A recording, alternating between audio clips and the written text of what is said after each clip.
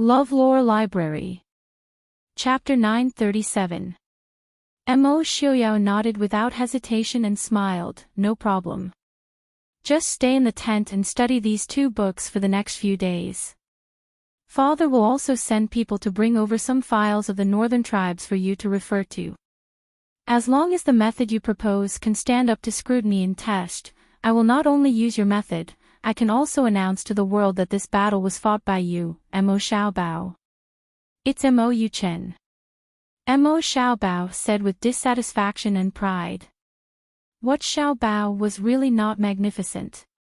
He did not even dare to imagine what kind of feeling he would have if he had done something that was famous throughout the world and heard people discussing Ding Palace's Mo Xiaobao is really XXX, okay. Mo Xiaoyao nodded. As long as you can do it, I will no longer call you Mo Xiaobao. But on the contrary, you have to shout 3 times in front of the entire camp, this prince is called Mo Xiaobao.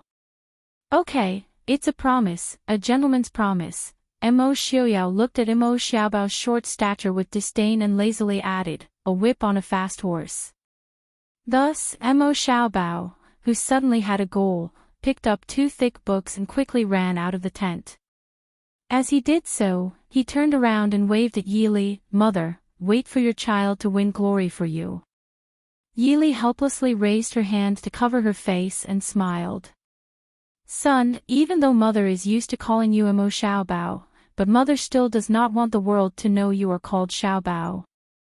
Prince, scheming against a young child, you really have a lot of free time. Yili looked at Mo Xiaoyao with a smile that was not a smile. Mo Xiaoyao raised his eyebrows and smiled. I clearly made an agreement with him openly, how is it scheming?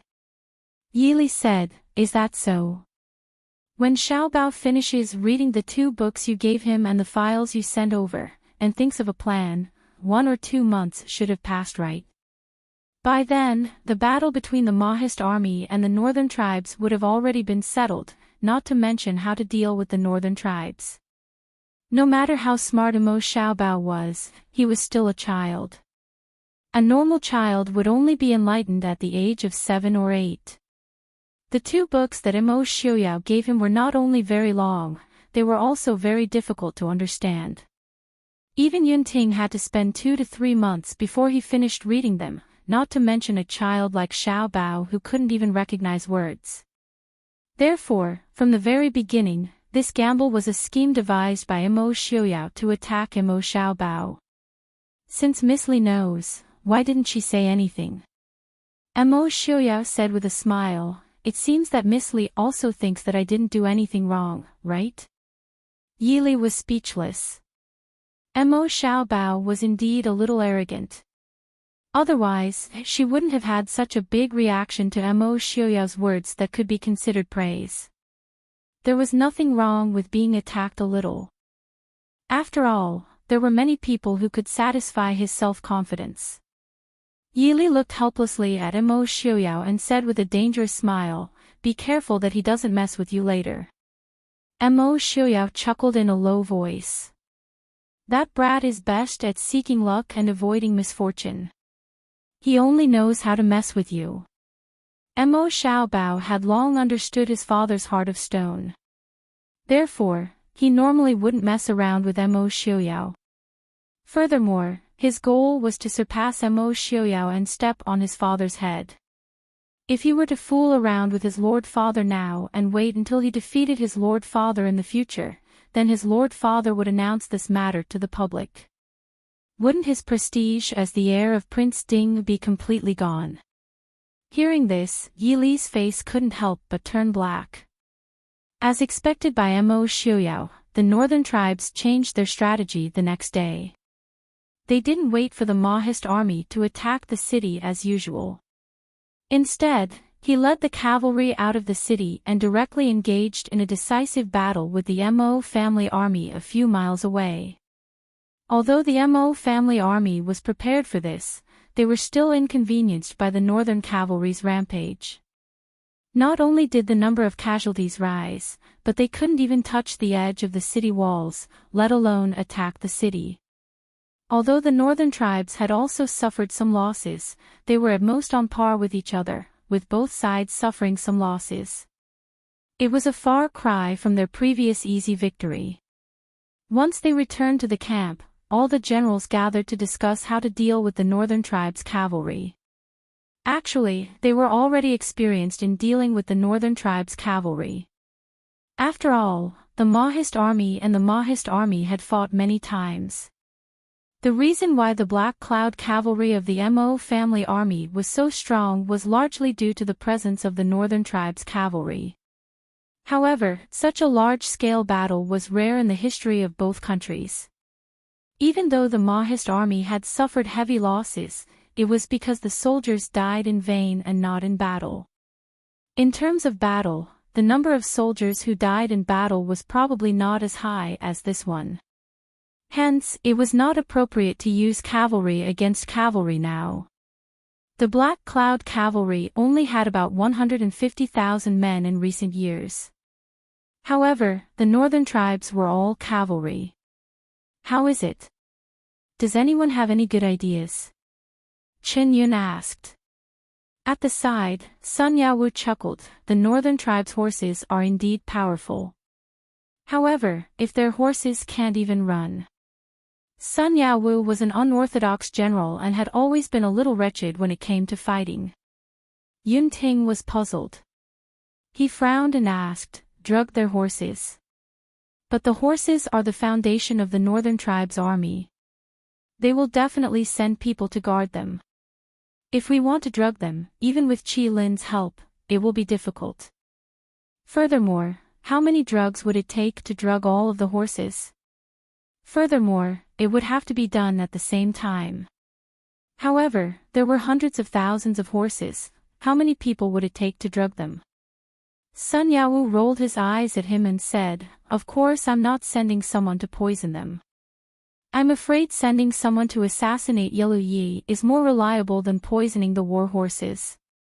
Everyone had interacted for a long time and understood each other's temperament. Yun Ting was not angry and looked at Sun Yaowu. "Then what do you have in mind? You can't possibly say this for nothing, right?"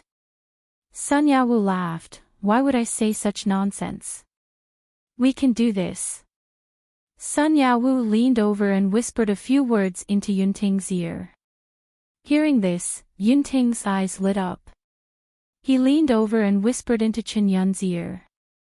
Everyone gathered around the fire and the atmosphere became lively. Sun Yao's idea seemed to have sparked their train of thought. Everyone started talking in full swing. "I think we can do this," Yun Ting said. "I think this is better," Zhou Min said proudly. "Actually, I think this is even better," Chen Yun added. In a hidden spot not far away, Yi Li stood beside Imo Xiaoyao and smiled as she looked at the generals who were discussing intensely around a ball of fire. She smiled and said, "Looks like the previous reminder was useful. Today's battle did not lower their morale at all. They will be even more motivated to fight now." Imo Xiaoyao nodded and said, "If they can't even overcome this small setback, they don't have the right to stay in the Mahist army." "Xiaoyao, do you think their idea will work? We will know tomorrow if it works." Chapter 938. On the second day of the battle, the Mahist army came up with all kinds of strange methods. The Mahist army carried bags of hay and the food that the horses liked on their backs. The moment the bag was opened, the horses spilled fodder onto the ground. The northern tribes were already running low on fodder this month. The moment the horses caught a whiff of the fodder, they were immediately killed by the soldiers of the Mo family. Even if they were not killed, they were immediately knocked out by the medicine in the fodder.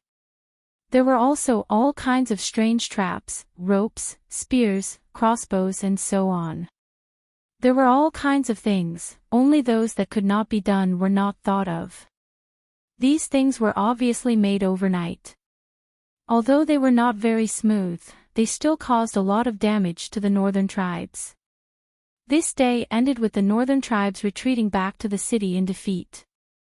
In the northern tribe's camp, Yilu Yi was once again enraged. Actually, he knew that he could not blame Helian Peng for the loss of today's battle. But under the continuous losses, if he did not give Helian Peng a good scolding, he really did not know how to vent his anger. Helian Peng did not explain and knelt in the middle of the tent, waiting for Yilu Yi to finish venting his anger. After venting his anger, Yilu Yi looked at Helian Peng, who was kneeling in the tent, and felt a little guilty.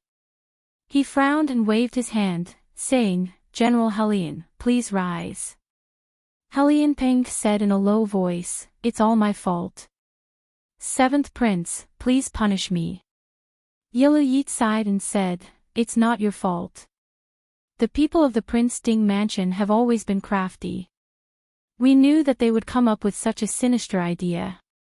The Mahist army coming up with such an idea was probably because they knew that the northern tribes were lacking in food." Helian Peng said, "Your Highness need not worry. Today's method can only be used once. After today, we will not be able to use it again. But I'm afraid that they will come up with other methods." Yilu Yi frowned and said, "General Helian, what methods do you have?" Helian Peng said, "Our previous thinking was not wrong. The northern tribe's cavalry had indeed caused a lot of trouble for the Mahist army. Otherwise, they would not have used their own rations to deal with our cavalry. What this general means is that we need to increase our speed and attack the Mahist army even more fiercely, so that they won't be able to cope." Yilu Yi pondered for a moment, then said, "Fine, we'll do as you say." "Your Highness, an envoy from the palace wishes to see you," reported the guard outside the tent. Yilu Yi and Helian Peng exchanged a glance. Yilu Yi frowned. The royal court's messenger, at this time, why would royal father send someone here? Helian Peng said in a deep voice, "Your Highness, for His Majesty to send an envoy here at this time, if it isn't to reward your Highness, then I'm afraid the situation is far from good." However, everyone knew that the northern tribes were in a disadvantageous position right now. The northern tribes' army had been losing battle after battle. It was hard to believe that this was a reward. Yilu Yi also knew this in his heart. He nodded and ordered, "Go invite uncle over." Helian Peng replied in a deep voice, "Yes." Not long after, Helian Zhen and Helian Peng entered the tent. The royal court's messenger had just arrived. That person stood in the tent and looked respectfully at Yilu Yi. However, Helian Zhen and Helian Peng's hearts sank. This person was Yilu Hong's man. At this time, the northern tribe's messenger was from the crown prince's faction. The meaning of this was self-evident. The messenger glanced at Helian Zhen and Helian Peng and smiled, "Your Highness, may I read the king's edict now?" Yilu Ye's face darkened as he nodded and said, "Messenger, please." The messenger did not mind his coldness. He took out a roll of yellow cloth and unfolded it. He recited in a long voice, "The king's edict, the seventh prince has led his army here, but has been defeated repeatedly, and has lost soldiers and generals." The messenger read the long edict. In fact, it was only a short sentence. It reprimanded Yilu Yi for leading the army and causing the northern tribes to lose soldiers and generals, causing the northern tribes to suffer great losses. He even hurriedly submitted a request for troops. The king of the northern tribes ordered Yilu Yi to defeat Mo Xiaoyao and the Mahist army within 2 months. Otherwise, he would hand over the military power to someone else. Although it was not explicitly stated who that someone else was, Yilu Yi could guess that if he lost, the one who would benefit in the end would naturally be the crown prince, Yilu Hong. "Your Highness, I wonder if your Highness understands the king's meaning." After reading the edict, the messenger smiled and asked, "The king is anxious about the war in the Chu state and is worried sick. I hope your Highness can understand." Yilu Yi snorted and coldly said, "Thank you for your reminder. I naturally understand." The messenger smiled, "It's good that you understand. In that case, this official will follow your Highness in the army for the next few days. When the time comes, I can quickly report the victory to the king.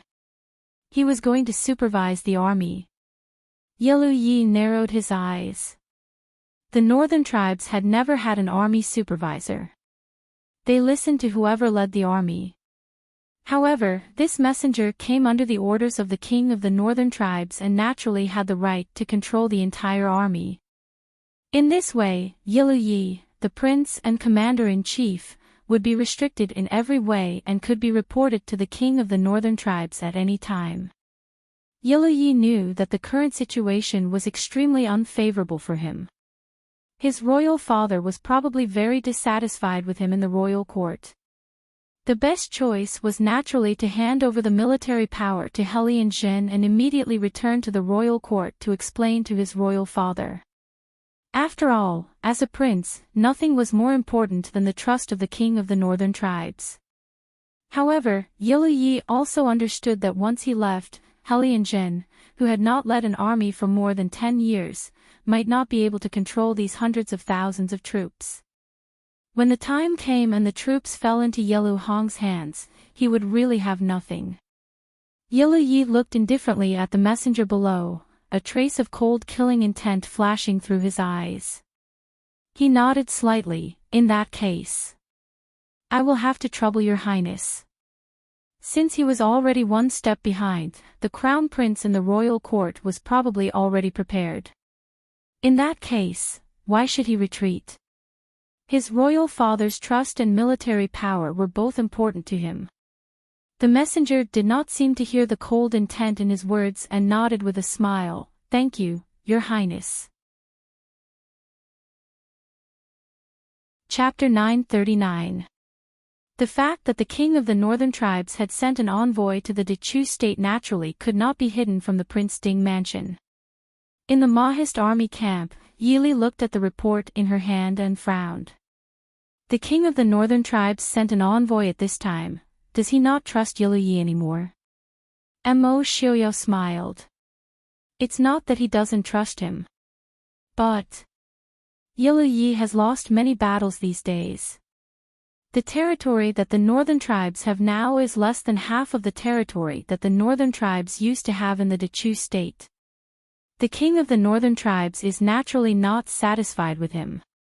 But the choice of envoy is a little interesting. I'm afraid that Yelu Yi does not trust the king of the northern tribes anymore. Yili looked at it seriously and muttered. This envoy is Yelu Hong's man. Mo Xiaoyao nodded, looking very satisfied. Yelu Hong didn't disappoint this king's expectations after all. To be able to do this, to be able to hold the position of crown prince of the northern tribes for so many years, he is indeed not an ordinary person. Yelu Hong wants Yelu Yi to suspect that the king of the northern tribes does not trust him and make him betray him today. Is he not afraid that Yelu Yi will return to the northern tribes and cause trouble for him? Yili raised her eyebrows. Mo Xiaoyao smiled. Because he is very sure that Yelu Yi will not be able to return to the northern tribes. Even if he is lucky enough to return, he will definitely not have the strength to fight with him. Yili nodded and thought for a while before shaking her head. Yelu Hong wants to control Yelu Yi's military power. I'm afraid it will not be so easy. Instead, the envoy may lose his life. Although she did not know Yelu Yi well, Yili still had some understanding of his personality. He may very well suspect that the king of the northern tribes does not trust him and thus betray him, or even do something that he should not do. But it would not be so easy for Yelu Hong to get his hands on military power. Unless Yelu Hong personally came, the people he sent would probably all die at the hands of Yelu Yi. Should we secretly help them? Yili asked. Mo Xiaoyao shook his head. No need, Yelu Yi can do whatever he wants. If he can't kill Yelu Hong's men, we can help him. Yili understood Mo Xiaoyao's meaning. They were temporarily cooperating with Yelu Hong, but they weren't friends. Naturally, they didn't need to help him all the time. Furthermore, Yellow Hong wanted to take control of the army and withdraw the northern tribe's soldiers out of the pass, while Mo Xiaoyao wanted all the northern tribe's soldiers to die in the pass. Obviously, the two sides had different standpoints. Since Yellow Hong wanted to snatch it, they would just let the two brothers kill each other and reap the benefits. Yili nodded and said with a faint smile, "Prince, what a good plan." Mo Xiaoyao smiled proudly at Yili and said, "Wife also thinks that your husband is very smart, right?"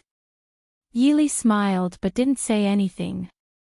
In her heart, she was sweating profusely. Mo Xiaoyao's schemes were not just smart. There were many smart people in this world, but they always lacked something. For example, Su Hongyu lacked ambition. Another example was young Master Qing Qin, who lacked ruthlessness. Mo Xiaoyao lacked none of these. Most importantly, he could wrap all these up in a harmless appearance. Otherwise, Mo Jingqi would not have tolerated him for so many years.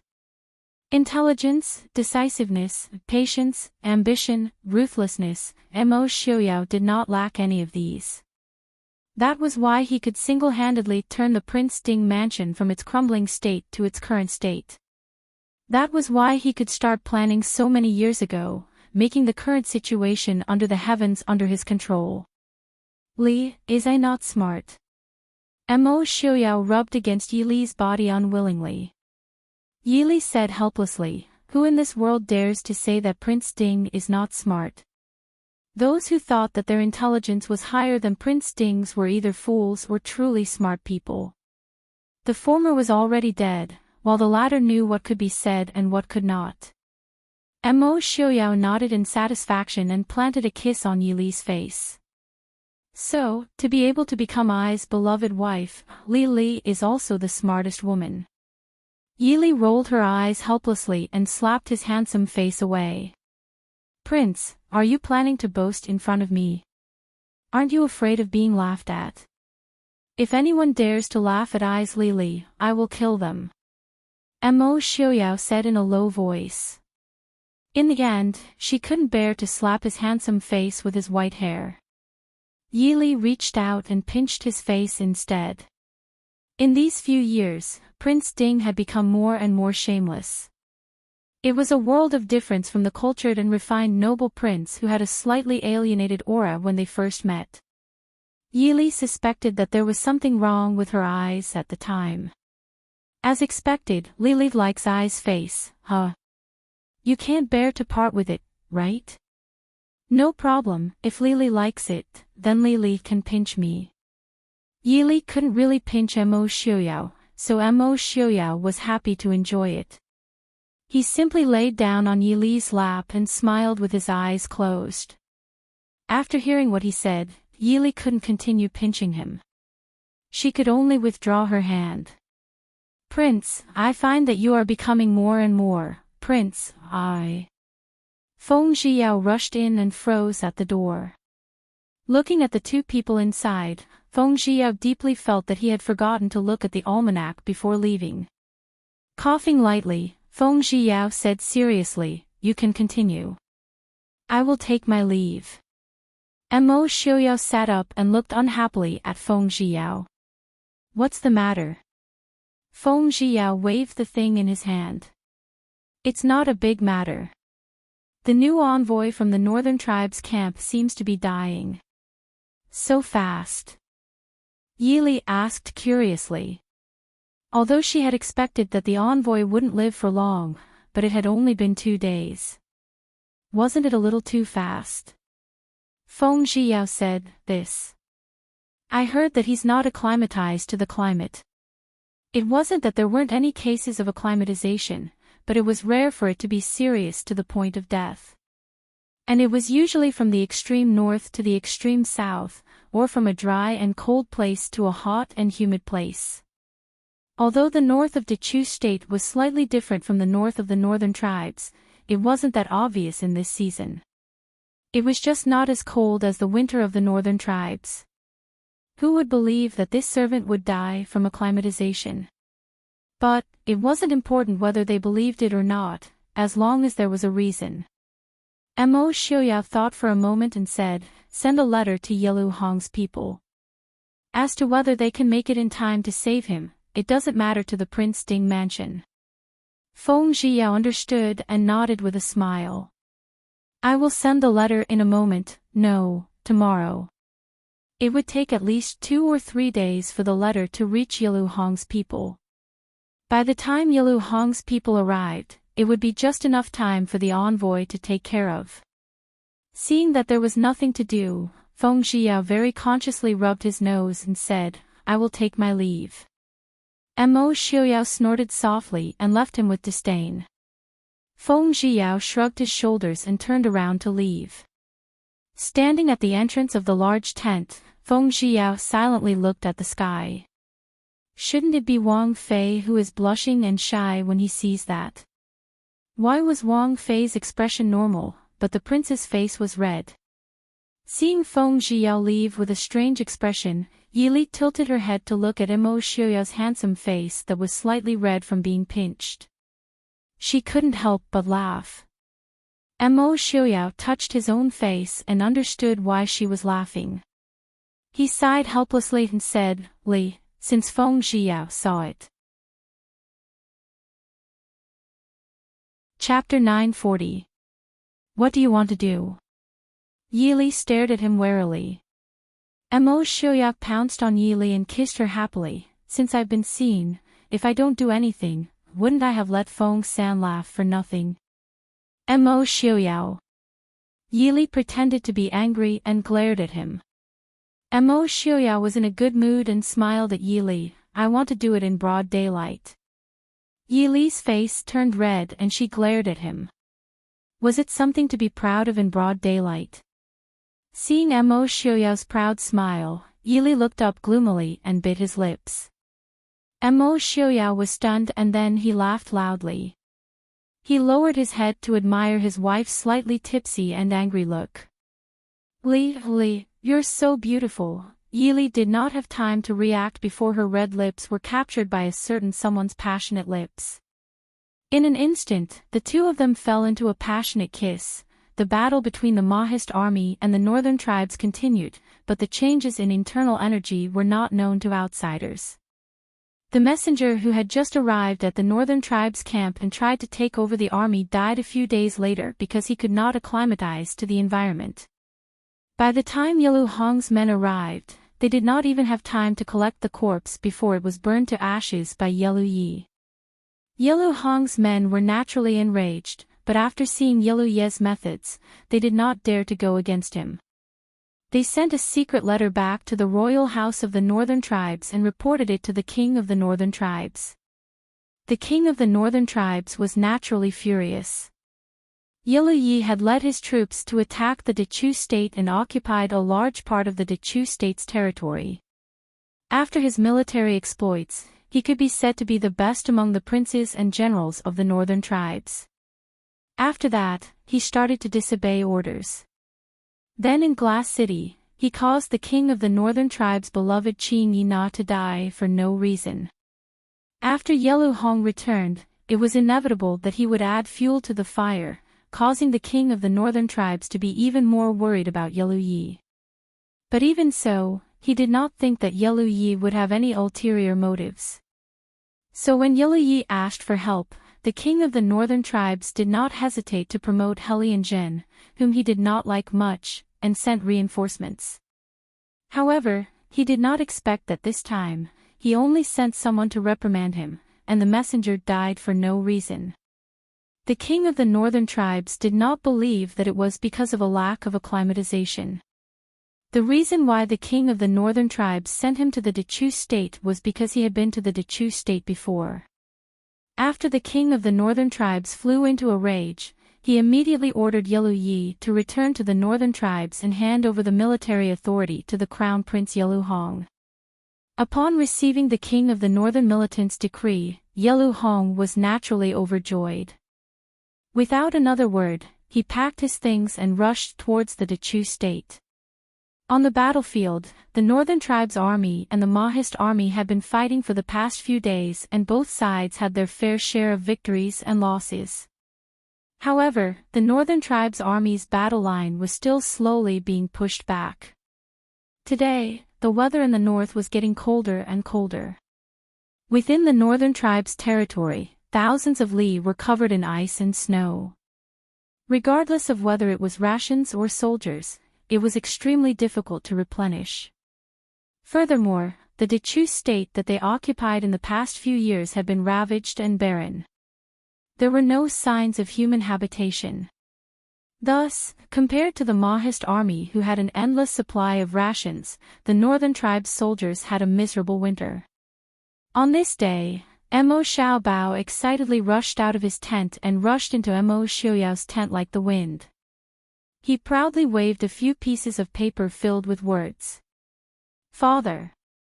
Mother. I've thought of it." At this time, it was almost the end of the year. Mo Xiuyao and Yi Li were discussing the next step with the generals. Although they seemed to have victory in their hands, the battle with Enchanting in the south was extremely difficult. Although there were a few old generals working together to stop Enchanting's advance, if they continued to drag things out, when Mo Jingli's army arrived, the situation in the south would immediately crumble. Seeing Mo Xiaobao rush in, the generals couldn't help but look at him curiously. Mo Xiuyao raised his brows and took a look at the proposal written by Mo Xiaobao. Mo Xiaobao smiled proudly and said, "How is it? Father, this child's idea is not bad, right?" Mo Xiuyao casually passed the document to Yi Li. After Yi Li looked at it, she smiled faintly at Mo Xiaobao and passed it to Yunting, who was already stretching his neck in joy. Seeing his mother smile at him, Mo Xiaobao's heart calmed down.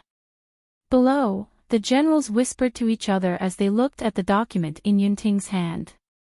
They nodded their heads and praised. Using traps to trap the northern tribe's cavalry, and iron caltrops.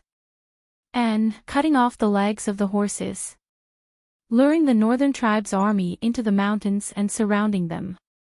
Good idea. Did the Crown Prince really come up with this?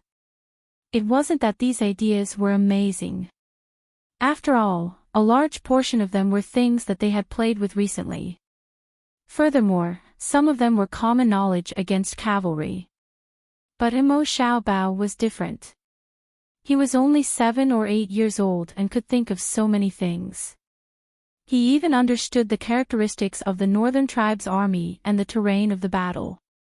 This was not something an ordinary child could do. Everyone couldn't help but praise in their hearts. As expected of the Prince Ding Mansion's crown prince, he was really precocious. Mo Xiaobao stared at Mo Xiuyao proudly, glaring at him as he admitted defeat. Mo Xiuyao looked at him lazily and pointed at Sun Yaowu, asking, "Yaowu, do you think the crown prince's plan can be implemented?" Sun Yaowu looked awkwardly at the expectant crown prince. He hesitated and said, the crown prince's plan is not bad. However, this terrain is at least 100 to 200 li away from where we are now. Now that we are in a flat land, the crown prince's plan, to lure them into the mountains and annihilate them, will be difficult." Mo Xiaobao was stunned. Looking at his father's smiling face, he stomped his feet and said unwillingly, "This is not fair. General Sun, you just need to tell me whether or not this prince's plan can be realized before then." Sun Yaowu thought for a moment and said sincerely, "Although there are still some small flaws, they can't obscure the jade. It should be possible." "Father." Mo Xiaobao turned his head proudly. Mo Xiuyao looked at him with a smile and said gently and lovingly, "Xiaobao, there is something that I don't know if anyone has taught you, but I still have to tell you. There is a saying that, speed is the most important thing in war. It has already been more than a month since you left. If you were to lead the army into battle, are you going to tell Yilu Yi that this crown prince has not thought of a plan and that we will fight again in a month?" Mo Xiaobao's proud little face fell and he looked pitifully at Yi Li. Yi Li looked at him with a smile. Seeing his mother's expression, Mo Xiaobao knew that there was no hope for help. On the other hand, Mo Xiaobao also knew that Mo Xiuyao was right. He thought that he was very smart, but if he really was to go into battle, why would the enemy give him a month to think of a plan? After hearing about the Mahist army situation in the past month, Mo Xiaobao's face darkened. He wasn't as smart as he thought. Chapter 941. Actually, Mo Xiaobao was being too harsh on himself. Given his age, to be able to finish reading the military book that Mo Xiuyao gave him in a month's time and even come up with a plan that a general like Sun Yaowu would evaluate based on the terrain and the strength of the two armies, he could already be proud of himself.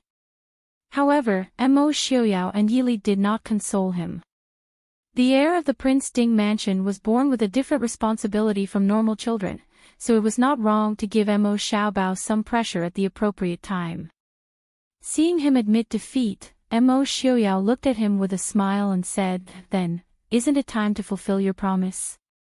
Mo Xiaobao's little face instantly darkened, and he stiffly turned his head to look at Yili. Yili smiled faintly and said, "Xiaobao, you must accept your loss. This time, just treat it as buying a lesson. You learn from your mistakes. In the future, don't casually make a bet with your father." Mo Xiaobao glared fiercely at Mo Xiuyao, then angrily rushed out of the tent.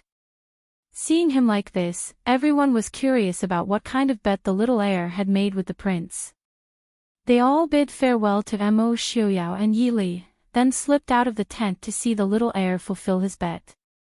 Mo Xiuyao did not make things difficult, waving his hand to let everyone leave. Mo Xiaobao stood in the middle of the camp with his hands behind his back, in the most crowded spot. The soldiers coming and going did not see the little heir's small stature, delicate little face, and serious expression. They could not help but stop to see what the little heir was doing. Mo Xiaobao gritted his teeth, and fiercely swept his eyes over the soldiers around him. Helplessly, he found that the people around him did not decrease because of his glare, but increased instead. He could only grit his teeth, close his eyes, and shout loudly, "This heir is called Mo Xiaobao." The soldiers present were all stunned.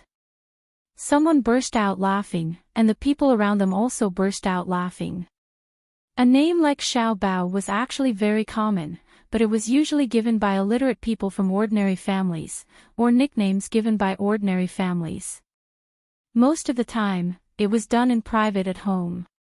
Now, such an amiable and common name was given to the crown prince of the noble Prince Ding mansion, but it was very funny. Looking at little Prince Mo's ink-colored brocade robes and his adorable appearance, she felt that this name was extremely fitting. Realizing that he was being mocked, Mo Xiaobao's face turned red. He stomped his feet and rushed back into the tent. She rushes into Yili's arms, feeling wronged, "Nyangqin. All right, no one is laughing at you." Yili smiled and comforted her son's little head. Mo Xiuyao, on the other hand, was smiling happily, not caring about his son's pride at all. Seeing this, Xiaobao gritted his teeth in hatred. In his heart, he silently complained about his grandfather. Why didn't he give his father a nickname back then? "Nyangqin, father is bad, father bullies Xiaobao." Mo Xiaobao said with tears in his eyes. Yili lowered her head and kissed his forehead, smiling. "Who told you to make a bet with your father? Tell me, what were you thinking when you made a bet with your father?" Mo Xiaobao lowered his head in silence. When father said that he would make a bet with him, he only thought about what would happen if he succeeded, but he didn't think carefully about whether he could succeed or not. Although this was a trap that father buried for him, if he didn't get carried away and become arrogant, perhaps he wouldn't be fooled. "Nyangqin," Yili raised her eyebrows and said, "You know you were wrong." Mo Xiaobao repeatedly nodded, hiding in Yili's arms in shame, unwilling to get up. Yili pulled him up and smiled, "Silly child, this is for your father. What's there to be shy about? You just need to remember this lesson. When your father was your age, he also thought about fighting with your grandfather and uncle all day long. Really? Mo Xiaobao's eyes lit up, looking at Mo Xiaoyao with shining eyes. Mo Xiaoyao gave a soft snort, looking at Mo Xiaobao with a teasing look, but I am not that stupid. This heir will win one day. Mo Xiaobao gave a snort, his little face proudly raised. Mo Xiaoyao carelessly nodded and said, I will wait. Humph. Mo Xiaobao angrily snorted, this heir won't make you wait for too long. Just you wait, this prince will definitely make you announce your nickname in front of everyone. Whatever. As if he was angered by Mo Xiaoyao's attitude, Mo Xiaobao stomped his feet and rushed out of the tent like a gust of wind. Yili sighed helplessly as she watched Xiaobao leave in a huff. She smiled at Mo Xiaoyao and said, Are you happy now? Mo Xiaoyao smiled. Ollie, I'm doing this for Xiaobao's sake. Look at this kid, at such a young age, his eyes are already on top of his head. If we don't ruthlessly suppress him, in another 2 years, he won't even know his own name. Yili shrugged and said, You are his father, I don't care how you teach him, but if you are really stepped on by Mo Xiaobao in the future, don't expect me to lose face with you. Mo Xiaoyao reached out and pulled her into his embrace, saying with a smile, Husband and wife are one. If I really lose face, then Li will also lose face. But if Mo Xiaobao wants to step on I'm afraid he still needs to train for a few more decades. And for Li's face, I will not lose face. Yili looked at him with a smile that was not a smile. Only know that there is a saying that the river flows east for 10 years, then west for 10 years. There is also a saying that the back waves of the Yangtze River push on the front waves, and the front waves die on the beach. Prince, be careful. Mo Xiaobao was quick-witted. Being a member of both the Su family and the Prince Ding mansion, she felt that Mo Xiaobao would surpass Mo Xiaoyao in the future. I also heard a saying that the older the ginger, the spicier it is. Mo Xiaoyao said with a smile. Inside Mo Xiaobao's tent, Mo Xiaobao was lying on the table, working hard to write.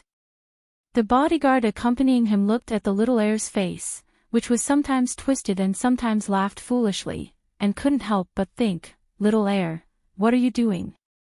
Mo Xiaobao laughed strangely and flicked the letter in his hand, I want eldest uncle to send me some books. From today onwards, this heir will study hard. The bodyguard turned his head and looked outside the half-closed tent, nodding, it is cold enough now.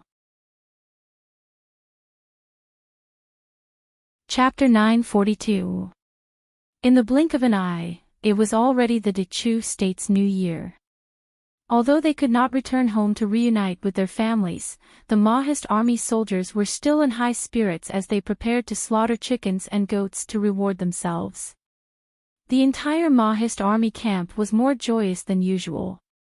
In contrast to the joyous atmosphere of the Maoist army, the nearby royal house camp was gloomy and gloomy.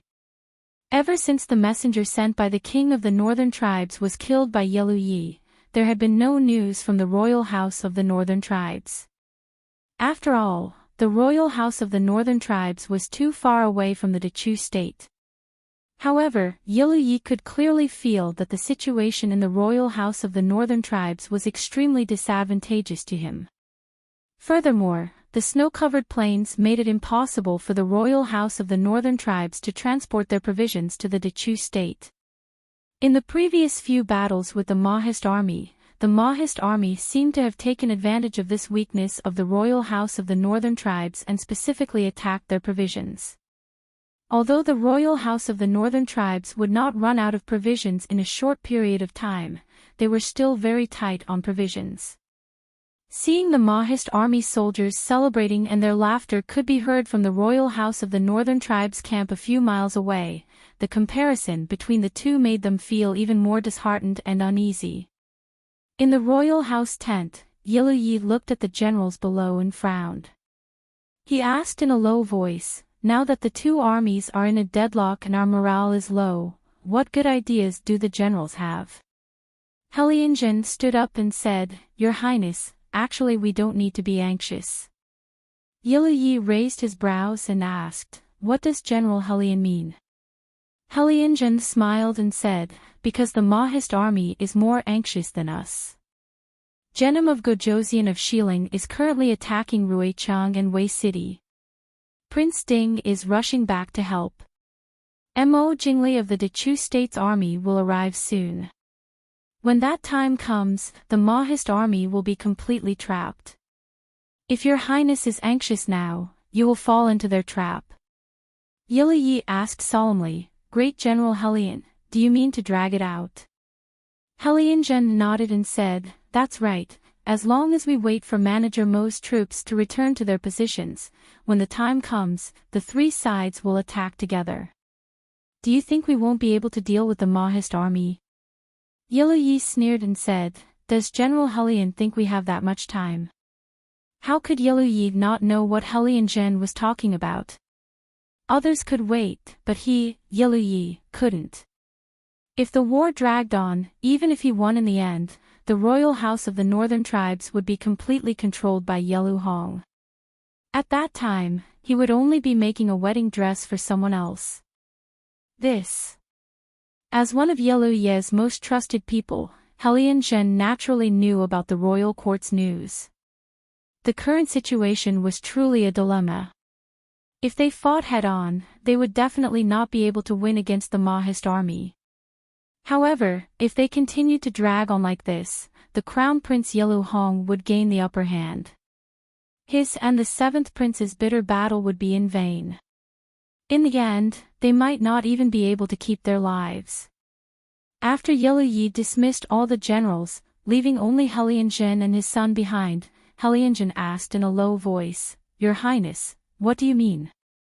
Yi smiled bitterly. The Central Plains was vast and rich in resources. It was a place that the northern tribes had always coveted. Now that he had occupied this place, he naturally couldn't bear to give it up. However, was it worth it to give up the entire northern tribes for this place? If he could successfully conquer the entire Dechu state, then giving up the barren land of the northern tribes would naturally be worth it. However, the current situation in the Central Plains didn't seem to allow him to do so.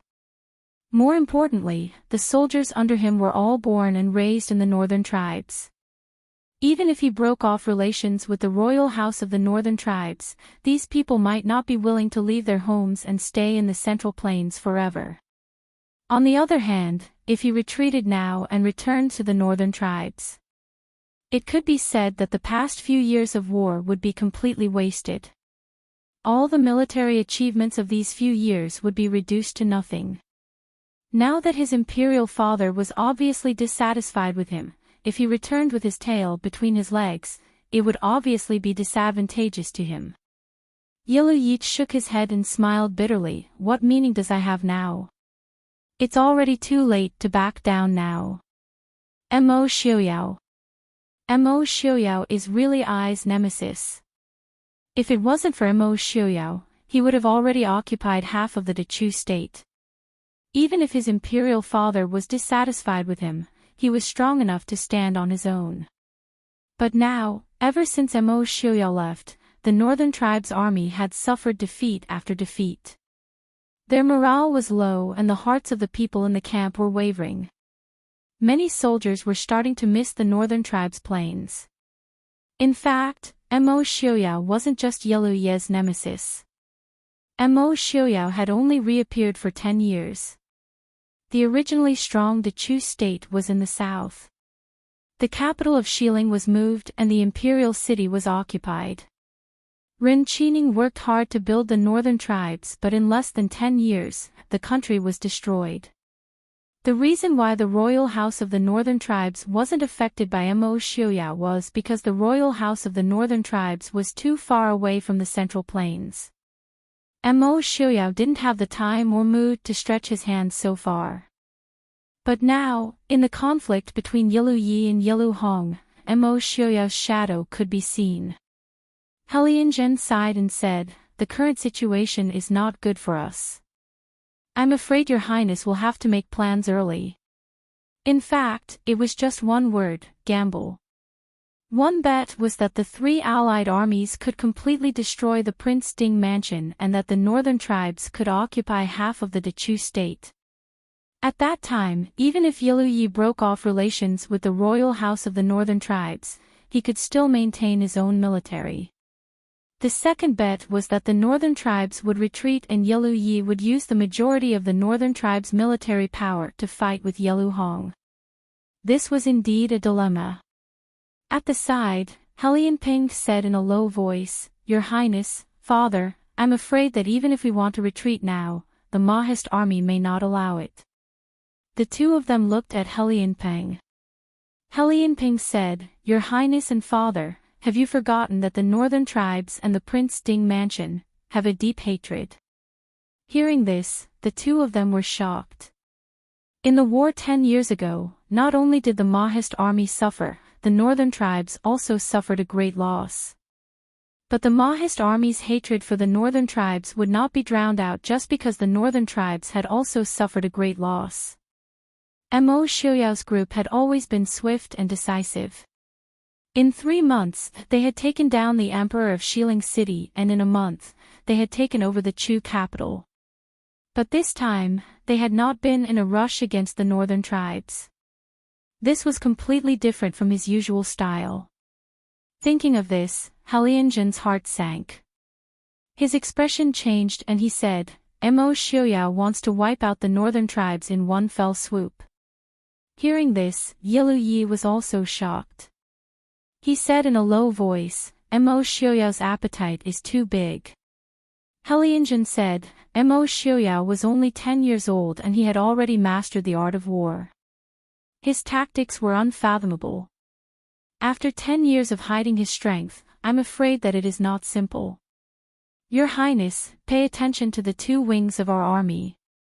If Mo Xiuyao really wants to wipe us out, he will definitely send troops to surround us from the 2 wings.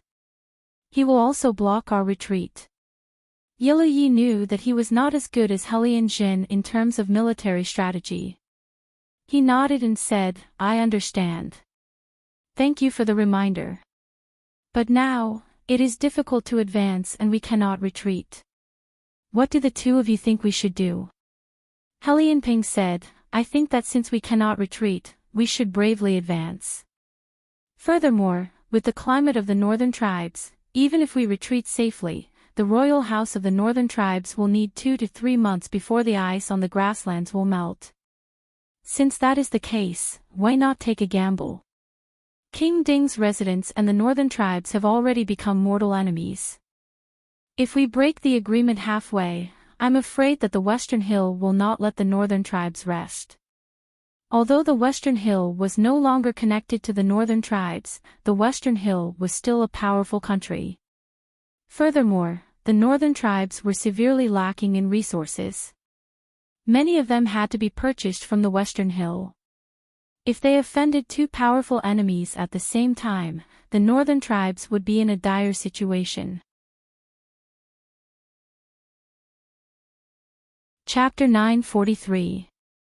Yiluyi sighed and said, "Fine, General Helian and Uncle, what suggestions do you have?"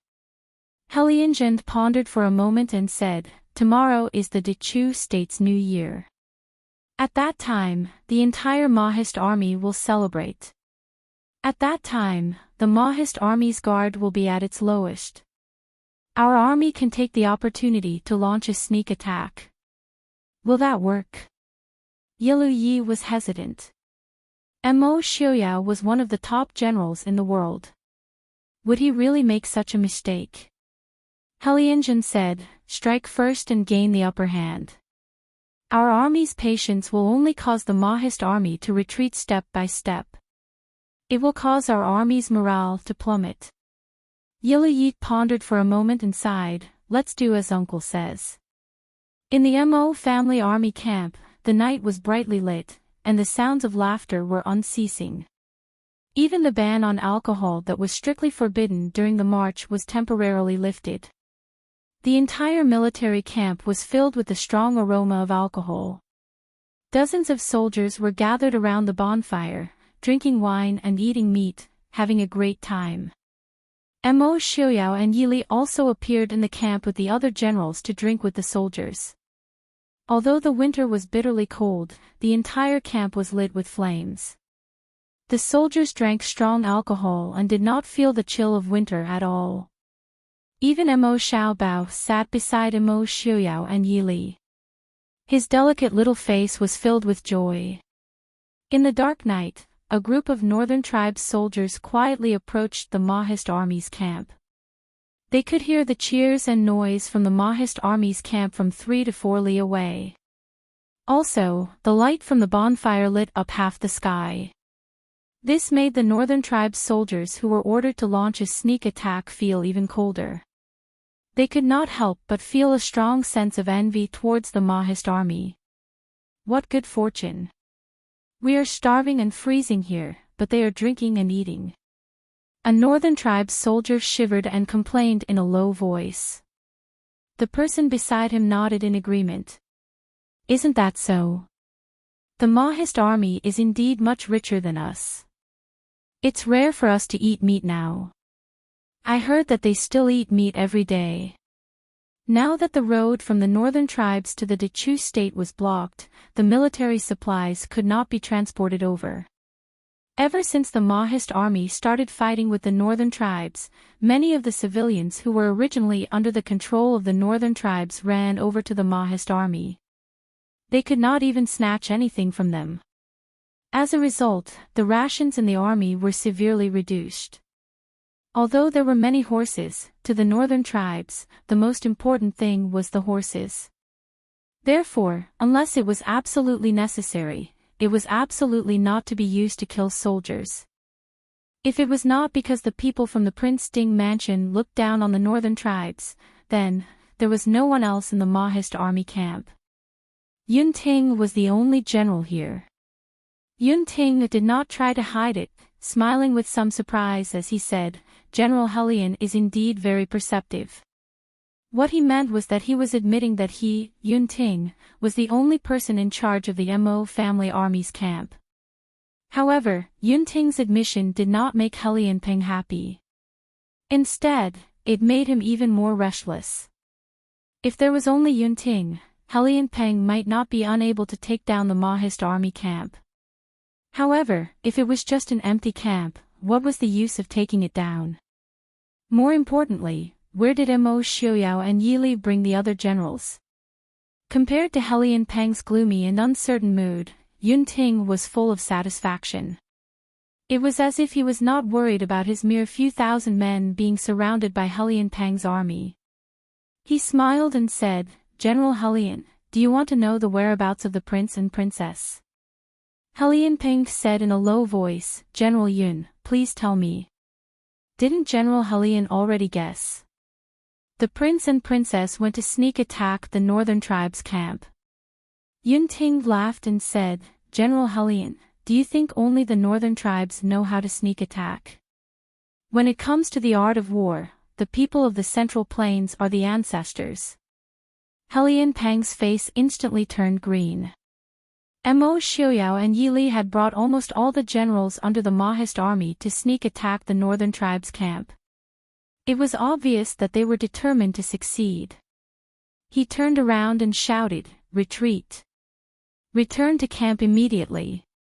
Yun Ting laughed coldly, do you think the Mahist army camp is a place where you can come and go as you please? With a wave of his hand, the Mahist army had already blocked the path of the northern tribes' army.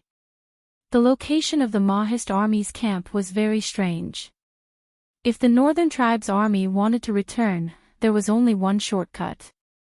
However, that shortcut was blocked by the Mahist army that was lying in ambush. The other paths were not only difficult and treacherous, but they also had to take many detours. If Helian Peng wanted to return to reinforce the northern tribes' camp, he could only charge past Yun Ting. Chapter 944. However, Yun Ting joined the army when he was young.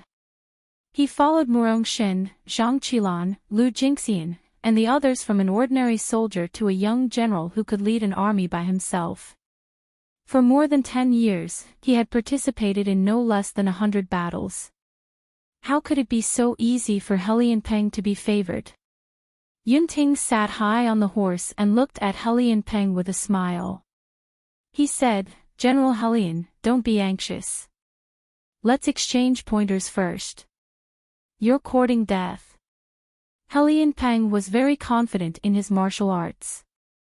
Even in the martial arts world of the Central Plains, there were few opponents, let alone a young general like Yunting. He raised the long saber in his hand and pounced on Yunting. When the two generals moved, the soldiers under them naturally did not hold back. They quickly tangled with each other in the midst of battle cries. Yunting grinned at Helianpeng but did not fight him head-on. When he saw Helianpeng coming to kill him, he immediately pulled his horse and ran to the other side. Helianpeng caught up with Yunting in a few leaps. "Where do you think you're going?" Yunting turned around and smiled at him. "I know that General Helian's martial arts are excellent, so I specially invited a few masters to exchange pointers with you." As he spoke, a few black shadows appeared from the depths of the darkness. Helianpeng glanced at the dark patterns on the man in black's lapel and said in a deep voice, "Qilin." "Yes." The leading man in black laughed in a low voice and raised his head. It was the third young master of the Su family, Su Qingfeng. Yunting got rid of Helianpeng and immediately cupped his hands to Su Qingfeng. He said with a smile, "Commander Su, I'll have to trouble you to take care of General Helian." After that, he lifted the reins and rushed into the battlefield again. Helianpeng's face was very ugly at this time. These days, Qilin of the Mahist army and his Yazi subordinates were also fighting openly and secretly. They had fought more than 10 times. However, Qilin rarely lost. On the contrary, the Yazi that he had high hopes for had almost been wiped out after a few months of fighting. Helianpeng also understood the difference between Qilin and Yazi. At the same time, he hated Princess Ding even more for training Qilin. At this moment, the people surrounding him were no match for him in a one-on-one fight. However, a swarm of them would also cause him to be flustered. Needless to say, these people didn't even need to kill him. They only needed to trap him for a few hours and he wouldn't be able to go back to rescue them. Third Master Su. Helianpeng stared at Su Qingfeng and said, "I didn't expect that the Su family's scholarly family would produce a military general like Third Young Master." Su Qingfeng did not mind his mockery. With a leisurely laugh he said, "Learning literature and martial arts is voluntary. Our Su family has never been demanding. Even if I throw away my pen and join the army, I won't disgrace the Su family's martyrs." Although Su Qingfeng liked martial arts, he grew up in the Su family. He had been influenced by poetry since he was young. Although his talent was not as good as the Su family's, he was much better than the average person. Moreover, Su Qingfeng had never regretted his choice, nor did he think that he had made a mistake. Helianpeng's words were not even qualified to scratch his itch. Helianpeng also knew that this situation was more or less useless. It was better to get rid of Qilin's siege as soon as possible and lead the troops back to rescue them. With a serious expression, he said in a deep voice, "Then, this general would like to experience Qilin's skills."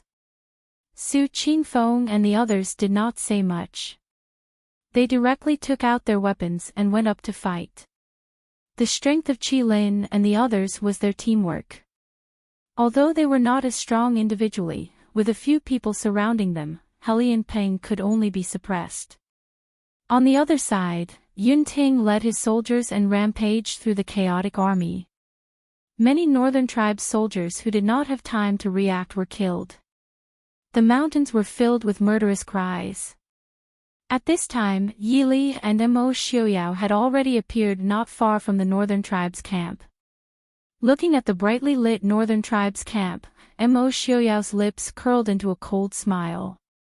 It was obvious that Yelu Yi and the others were still waiting for news from Helian Peng. What Yelu Yi didn't expect was that the person they wanted to ambush had already appeared in front of them with a group of people. Yili urged her horse to stand beside Mo Xiaoyao and looked at the camp with him. She smiled faintly and said, Helian Peng must have already started fighting with Yunting. As long as Helian Peng and Yunting started fighting, it would be impossible for them to retreat for a while. They would also have enough time to deal with Yelu Yi and Helian Zhen. Mo Xiaoyao nodded and said, that's right. I wonder if Helian Zhen will think that I am outside his camp right now. On the other side, Feng Zhiyao smiled and said, Helian Zhen must think that Prince was really shocked by Helian Peng's sudden attack. Originally, the Mahist army's celebration was just a trap for the northern tribes. With Mo Xiaoyao's personality, how could he be so conceited that the entire army would celebrate when he had yet to achieve complete victory? It was a pity that Helian Zhen did not understand Mo Xiaoyao's character at all. Are you ready? Mo Xiaoyao asked calmly. Feng Zhiyao nodded and said, yes, Sun Yao will lead the troops to the left and Qin Yun will lead the troops to the right. Zhou Min has already led the troops to Huifeng Valley. We will attack from the front. After 2 hours, Yunting will let Helian Peng out to meet with Yelu Yi and the others. Chapter 945. In the northern tribe's main tent, Yelu Yi and Helian Zhen were sitting inside. Helian Zhen's expression was solemn and he was silent. Yelu Yi was pacing back and forth in the main tent, his sharp brows were tightly knitted together. His face was also vaguely anxious and uneasy. After pacing back and forth for a long time, Yelu Yi squatted down and looked at Helian Zhen. Uncle, will there be any problems with General Helian? Helian Zhen calmed himself down and said in a low voice, Your Highness, please be patient. Peng did not send any bad news. We must not panic. Yelu Yi nodded and was silent for a long time before he said, I don't know why, but I feel uneasy. Helian Zhen was silent. He did not know if he was too worried or if something had really happened. Yelu Yi was not the only one who felt uneasy. Even Helian Zhen felt that something was wrong. After thinking for a while, Helian Zhen stood up and said, I will send people to investigate. Yelu Yi nodded and said, Uncle, send more people. No matter what news there is, let them report back as soon as possible. Yes. Helian Zhen replied and turned to leave the tent. The moment Helian Zhen walked out of the tent, he saw a flame shoot in from outside the tent and landed in the northern tribe camp. It landed on one of the tents. Even though it was winter and many of the tents were covered with a layer of frost and did not burn immediately, it still shocked many people. Helian Zhen was stunned for a moment before he reacted and shouted, Enemy attack. Yelu Yi, who was originally in the tent, heard his voice and immediately rushed out. He said in a low voice, What's going on? Helian Zhen's eyes were slightly red. He said, The Mahist army is outside the camp. Defend. That fire arrow had caused an uproar in the northern tribe's camp. After a while, the low sound of a bugle horn could be heard in the camp. All the soldiers immediately picked up their weapons and rushed out of their tents to defend. Unfortunately, as soon as the soldiers at the front appeared outside the gate, they were greeted with a rain of arrows that blotted out the sky and covered the earth. In the darkness, the enemy was in the dark while they were in the light. They could only see clearly when the arrows were right in front of them. It's the Mahist army. Someone shouted. The entire northern tribe's encampment was thrown into chaos. Helian Zhen's anger flared up. He loudly ordered the generals to lead the soldiers to defend against the enemy. Not far from the northern tribe's camp, Mo Xiaoyao and Yili were riding on horseback. Behind them were Feng Zhiyao, Shui Jing, Lin Han and the rest. Seeing that the Mahist army had caught the northern tribe's army off guard, everyone was in a good mood. Xiao Bao sat in front of Mo Xiuyao, covered by the large battle robe, only revealing his small head. A pair of bright eyes stared at the northern tribe's camp, which was filled with cries of slaughter. It was obvious that she was watching with great interest. After these few days of losses, the northern tribe's army's numbers were almost the same as the Mahist armies. Now that most of the northern tribe's troops had been taken away by Hellion Peng, the northern tribe's troops were even lesser than the Mahist army. Under the sudden attack, the northern tribe's army was defeated even more quickly. In less than an hour, the entire situation started to favor the Mahist army. Hellion brought his soldiers to support Yeluyi. As they retreated, he turned back and said to Yeluyi, "Your Highness, we have been fooled. Peng might not be able to make it back in time. Let's retreat first." "Retreat? Where else can we retreat to?" Yeluyi led the way. He was not saying it out of anger. They were now less than 200 miles away from the northern tribe's border. If they retreated any further, they would really have to retreat back into the northern tribe's territory. It also indicated that the war against Great Chu, which had lasted for 2 to 3 years and started with great vigor, would end in the most humiliating ending. Yeluyi was naturally unwilling, but the current situation did not allow him to be unwilling. They could either retreat or fight to the death and wait for Hellion Peng's return. But regardless of whether Hellion Peng could return, the price of fighting to the death was not something Yeluyi was willing to bear. He glared fiercely in the direction of the Mahist army commander and said hatefully, "Retreat." The bugle horn for retreat sounded in the dark night. The already low morale of the northern tribe's soldiers immediately retreated in the direction Yeluyi had left in. Although the Mahist army soldiers were chasing behind, they did not close in on them. They only maintained a steady pace. Hellion felt that something was wrong, but the current situation only gave him 2 options. He could either move forward or turn back. They naturally could not turn back and fight the Mahist army head-on. They could only move forward. On the other side, Hellion Peng, who was surrounded by the Qi Lin, finally managed to escape after 2 hours. When he finally managed to break through the encirclement of Yunting's army, the eastern sky was already turning bright. Behind him, Yunting and the rest looked in the direction of the northern tribe's army and smiled faintly. One of the Qi Lin said sullenly, "Why didn't we kill him? Why did we let him go?" Although Hellion Peng's martial arts were indeed very powerful, it was not the most powerful for the well-trained Qilin, who already had many experiences in fighting against experts. It was only a matter of time before they took his life. Su Qingfeng patted his subordinate's head and said, "Since the prince has given the order, he naturally has his reasons. Let's go, we can't miss the show." Everyone agreed in unison. After packing up, they chased after Hellion Peng's army. By the time Hellion Peng met up with Yeluyi and the rest, the sky was already bright. Although they could not see clearly due to the thick fog in the morning and almost killed each other, they still managed to meet up. It was not safe to stay in such an unfamiliar foggy environment. However, the northern tribe's soldiers were exhausted after fighting for half a night. Hellion had no choice but to find an open area to rest for a while. After counting the number of soldiers, the 3 of them turned pale. There were originally a few 100,000 soldiers left, but after a night of fighting, there were less than 200,000 left.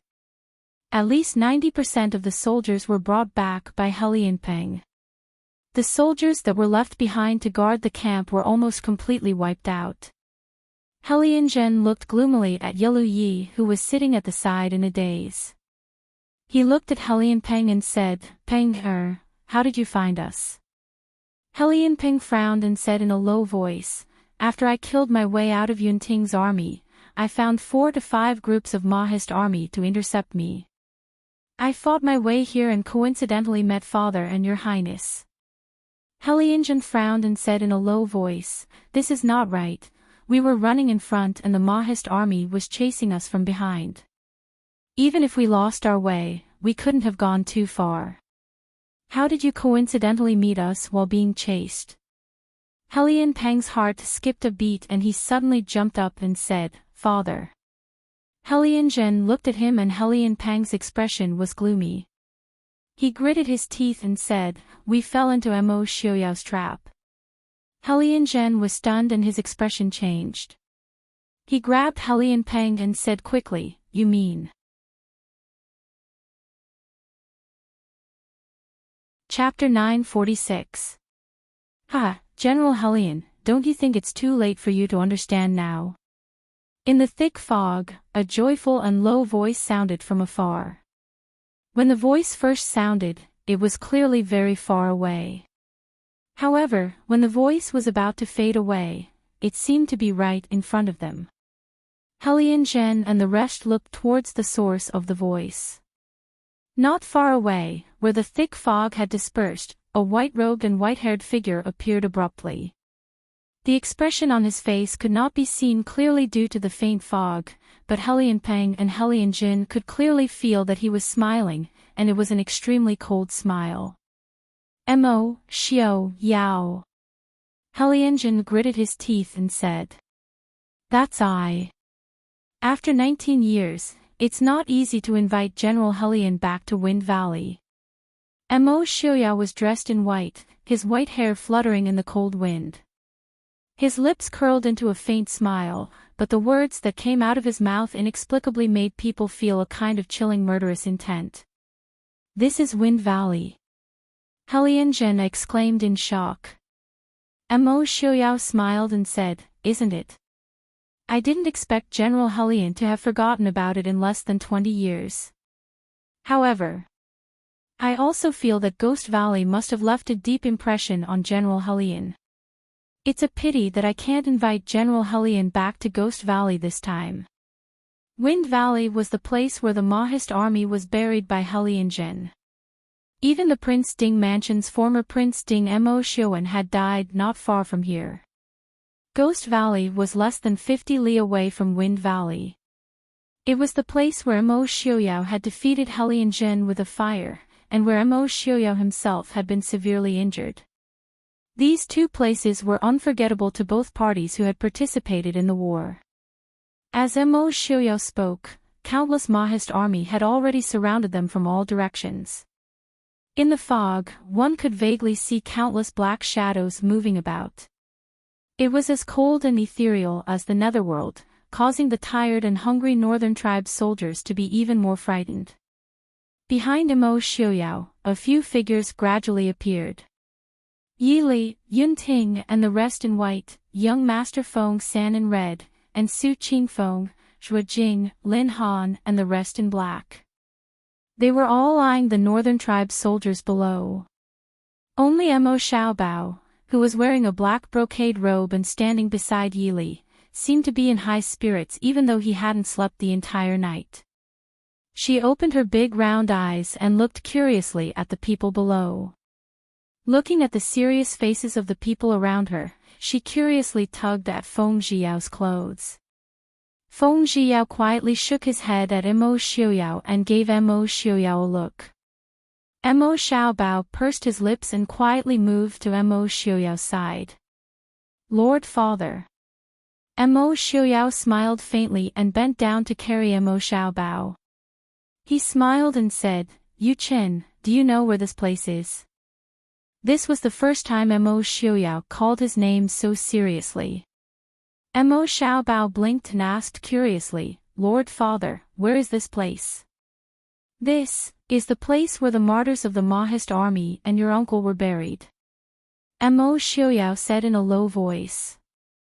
Mo Xiaobao blinked. Although he was young, he was naturally taught the history of the Mahist army and the Prince Ding Mansion.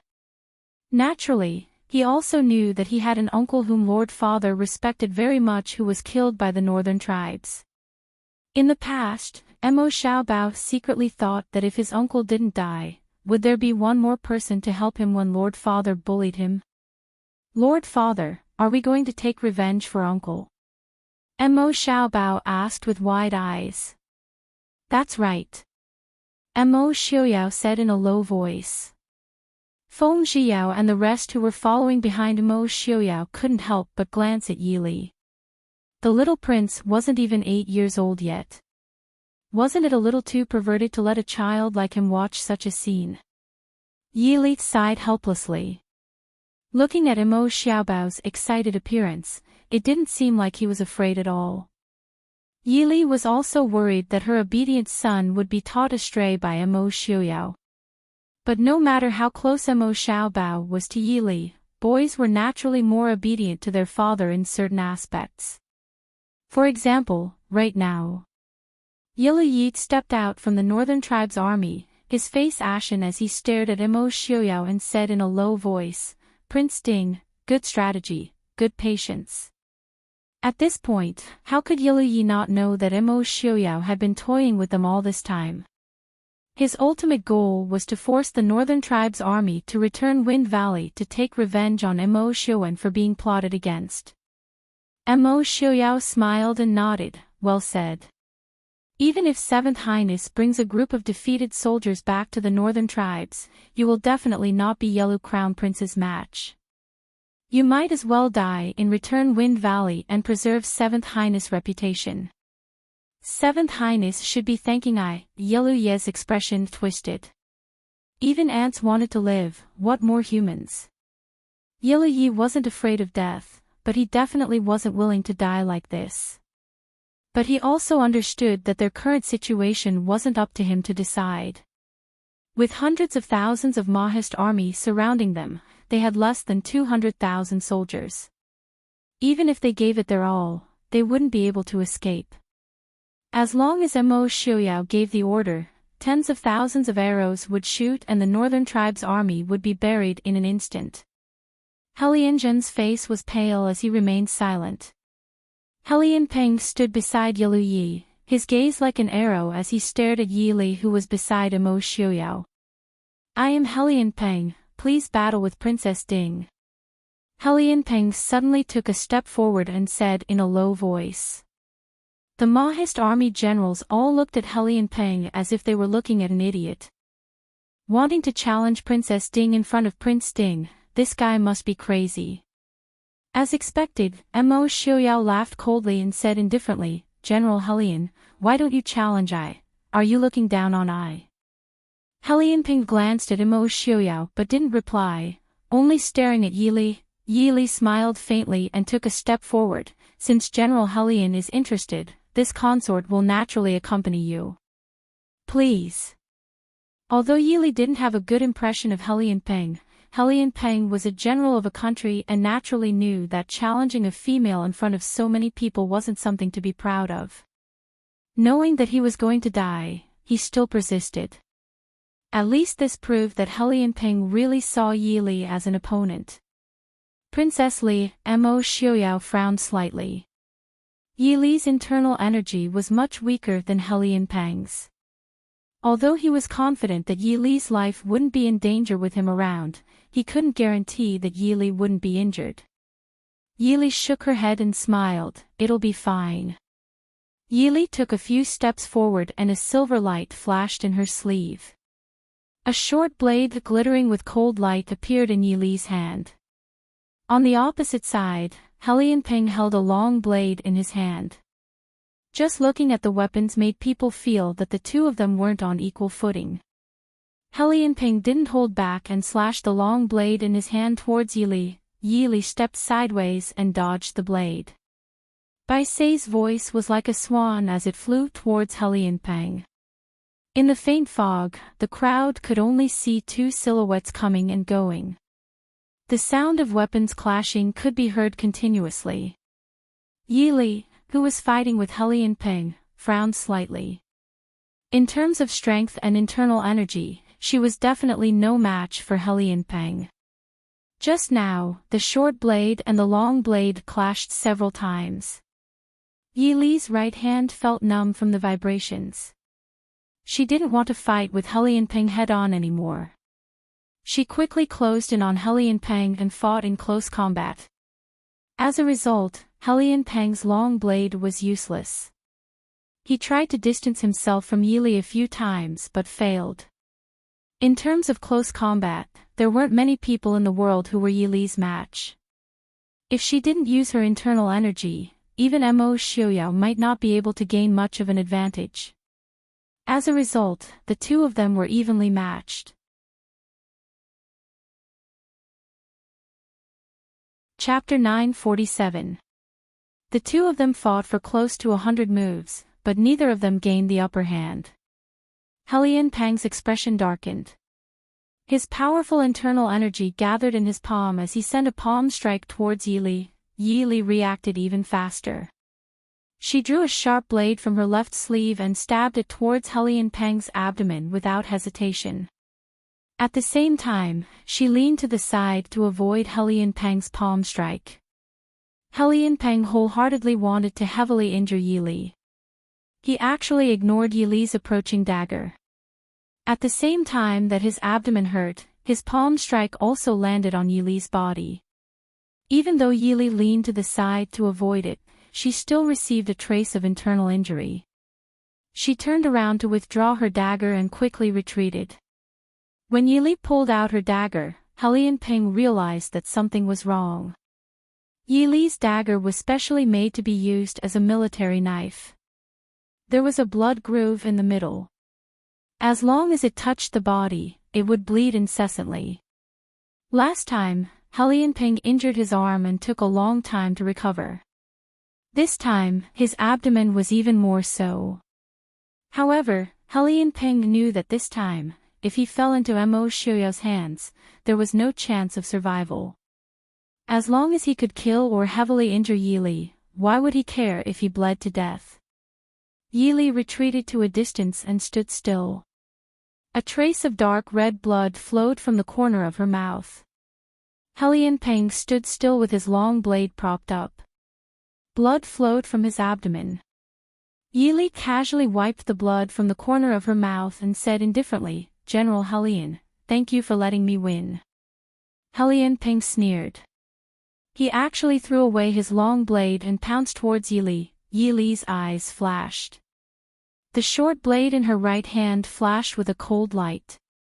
Like a white rainbow, it swept past Peng's side. The two people only crossed paths for a moment before they separated again. Yili turned around. On the other side, Peng had already silently collapsed. A thin line of blood slowly blossomed on his throat. "Peng Helianjin screamed. Even though Peng was only his adopted son, he had raised him from a young age. What's more, Helianjin himself didn't have any children, so Peng was no different from his own son. In this world, other than Yilu Yi, Helianjin valued Peng the most. Seeing him die at the hands of Yili, she was naturally filled with grief. She threw herself onto Peng's body and cried bitterly. She raised her head and glared fiercely at Yili. Yili wiped the blood off the dagger and walked back to Mo Xiaoyao's side. Mo Xiaoyao was relieved to see that her injuries were not serious. The moment they met, the Northern Tribe's army lost their most skilled fighter, Peng. This made the already low morale of the Northern Tribe's army even worse. Chapter 948.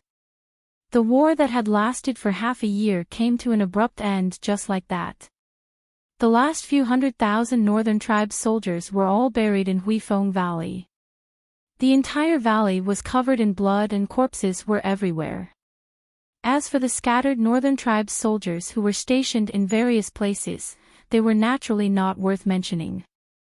They were all wiped out by the Mahist army at lightning speed. This battle seemed neither surprising nor exciting and unremarkable. However, in terms of battle results, it was enough to erase most of the records in the history of the Mahist army. Out of more than 1 million Northern Tribe soldiers, not a single one managed to escape.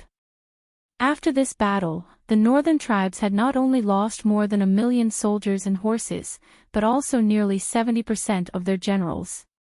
They would definitely not be able to recover without a few decades.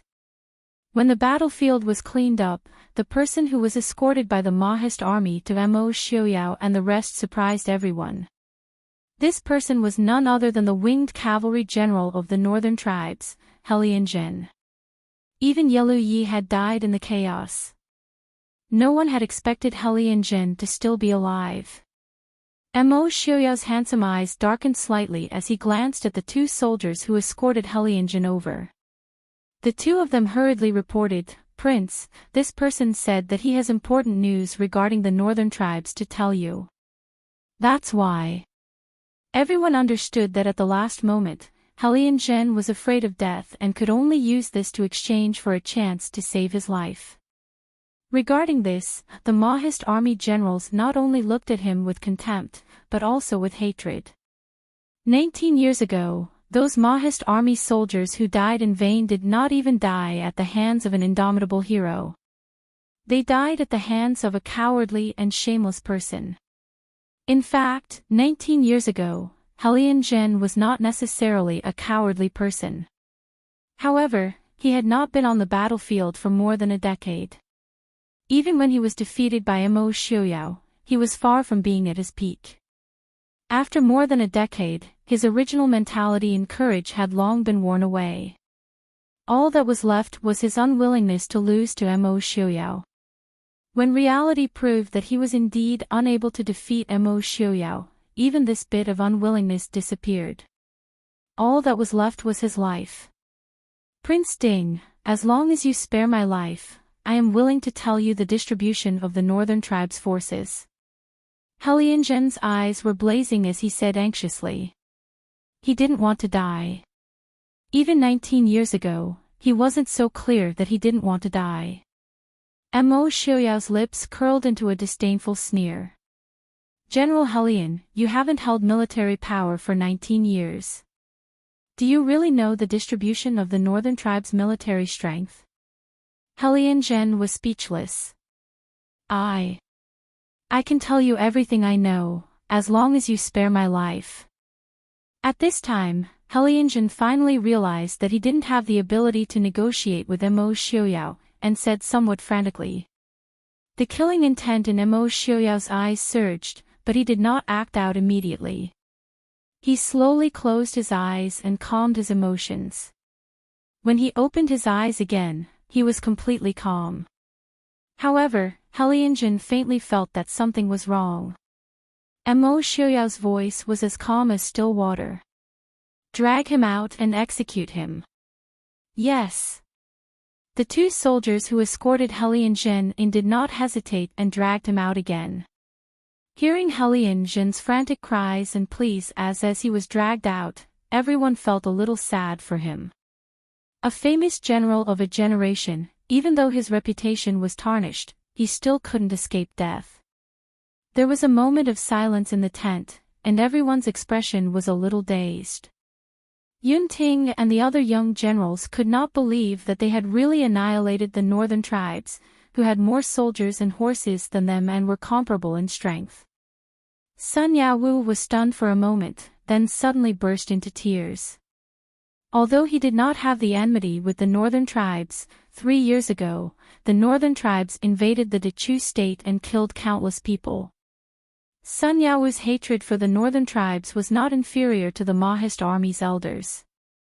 Zhou Min patted Sun Yao's shoulder and laughed. "Old son, you cry too much. Isn't it a good thing that we won?" Sun Yao wiped his eyes and said angrily, "What do you know? I'm just happy, you know." Zhou Min rubbed her nose and decided not to lower herself to the same level as this boor. Mo Xiaoyao's expression was calm as he said in a low voice, "All right, everyone reorganize and rest for 2 days. Zhou Min, Sun Yao. Here." Zhou Min immediately stood up and replied loudly. Sun Yao also quickly stood up. Mo Xiaoyao said, "I'll leave the border to the two of you. The rest of you, head south in 2 days." "Yes, General." Everyone replied in unison. Dechu State's northern border was extremely long, and only Zhou Min and Sun Yaowu were leading an army alone for the first time. One of them was originally only a general of a province, and it was definitely not enough. However, it was currently winter, and even if the northern tribes wanted to send reinforcements or take revenge for Yiluyi, it would be 2 months later. Moreover, after half a year of experience, the two of them were able to take on big responsibilities, so Mo Xiuyao was not worried. Zhou Min was naturally happy to accept the order, and Sun Yaowu, as a surrendered general, was also very happy that Prince Ding trusted him so much. They accepted the order happily. The others also understood that they would be following Prince Ding to the south, and there would be countless fierce battles ahead. At the same time, it also meant that there would be more merits to be gained, so they were also looking forward to it. In a short time, the atmosphere in the tent became lively. Yili sat beside Mo Xiuyao and quietly reached out to hold Mo Xiuyao's hand. Mo Xiuyao looked sideways at the smiling Yili beside him, his eyes filled with warmth and a smile. At the same time, he tightly held Yili's hand. Mo Xiaobao sat between the two of them, looking left and right at his father and mother. He also smiled and covered their hands with his own. On a small hill not far from Huifeng Valley, there was an inconspicuous lone grave. There was not even a tombstone in front of the lone grave, and the grave was covered with withered grass.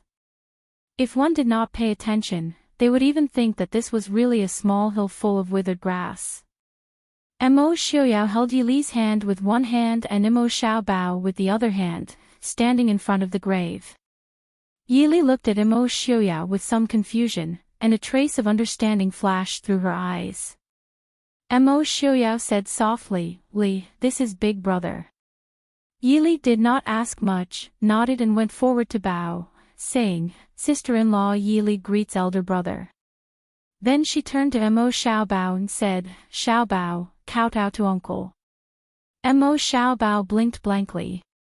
Although he did not understand why he had already seen his uncle's grave in the Chu capital, and now there was another one here, he still obediently walked to Yili's side and knelt down, respectfully kowtowing 3 times, saying, "Mo Yuchen kowtows to uncle." Mo Xiuyao sighed slightly, lifted his clothes and knelt beside Yili, saying in a low voice, "Big brother, do you see? I have avenged you." Yili turned slightly and found that the position of the grave was facing Huifeng Valley. If one stood here alone, then they would have seen everything that happened in Huifeng Valley yesterday clearly. Mo Xiuwen had brought up Mo Xiuyao when he was young, so he was naturally very respectful to this elder brother.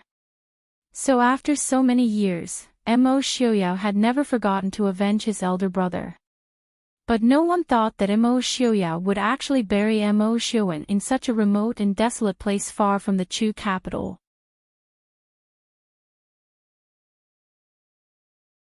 Chapter 949. After kowtowing, Mo Xiuyao helped Yili up and sat down at a place not far away from the grave. He held Yili's shoulder and said leisurely, "Everyone thought that eldest brother's remains were buried in the ancestral grave of King Ding's residence in the capital. But that's not the case. That year when I rushed to the border, Big Brother's remains had already been cremated. So, I replaced him. Big Brother's real remains are buried here. I want him to stay here and watch. One day, I will take revenge for him and the soldiers of the Mo family army who died in vain." Yili held his hand and smiled, "You did it. Big Brother will be very happy." Mo Xiuyao was a little confused. "I don't know if Big Brother will be happy. But Big Brother will never come back." He had always wanted to take revenge, but when it was time to take revenge, his heart was filled with loneliness and emptiness. When Mo Jingqi died, Mo Xiuyao already had this feeling. Now, this feeling of emptiness was even stronger. Because, even if he killed all his enemies, the dead would never come back. "Xiuyao!" Yili called out worriedly. Mo Xiuyao smiled faintly, "Don't worry, I still have you, the Prince Ding mansion, and the Mahist army." Holding Yi Li's hand with a smile, and looking at the rarely seen obedient Mo Xiaobao beside him, Mo Xiaoyao felt warmth in his heart. Luckily there was Li, their child, and their family. Otherwise, Mo Xiaoyao would not know what to do with his life after taking revenge. Mo Xiaobao pouted, his eyes turning as he threw himself into Mo Xiaoyao's arms. Father, you still have me and my little brother and sister. When I grow up, I will help you destroy the northern tribes. Mo Xiaoyao looked at him with a smile that was not a smile. Is that so? I'll be waiting. Mo Xiaobao snorted unhappily. Imperial father is looking down on me. Just you wait, when I grow up, I will definitely destroy the northern tribes for you to see. Mo Xiaoyao nodded and said, that's right, aren't I just waiting to see? Mo Xiaobao deeply felt that he was being looked down upon by his father. He was so angry that he started shouting. Grabbing onto Mo Xiaoyao and refusing to let go, Yi Li couldn't help but smile as she watched the father and son quarrel.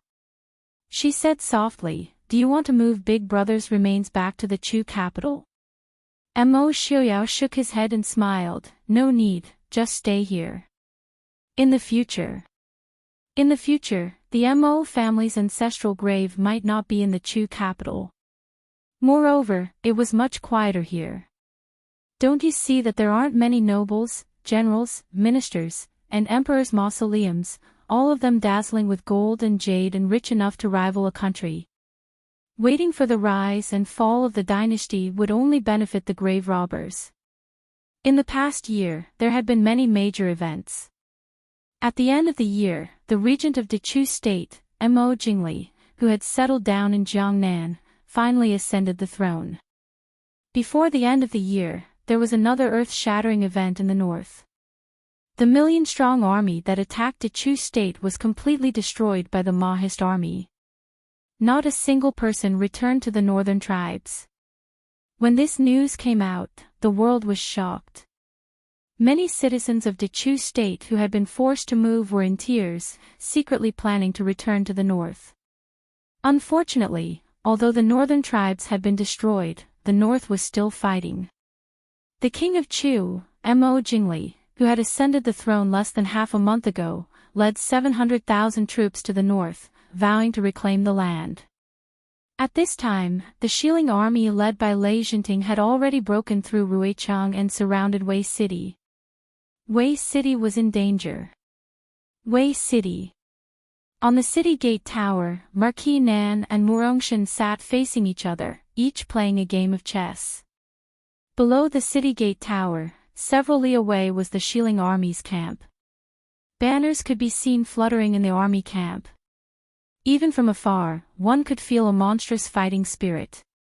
Murongshan shook his head and helplessly threw down a chess piece, saying, Marquis Nan, you can really keep your composure.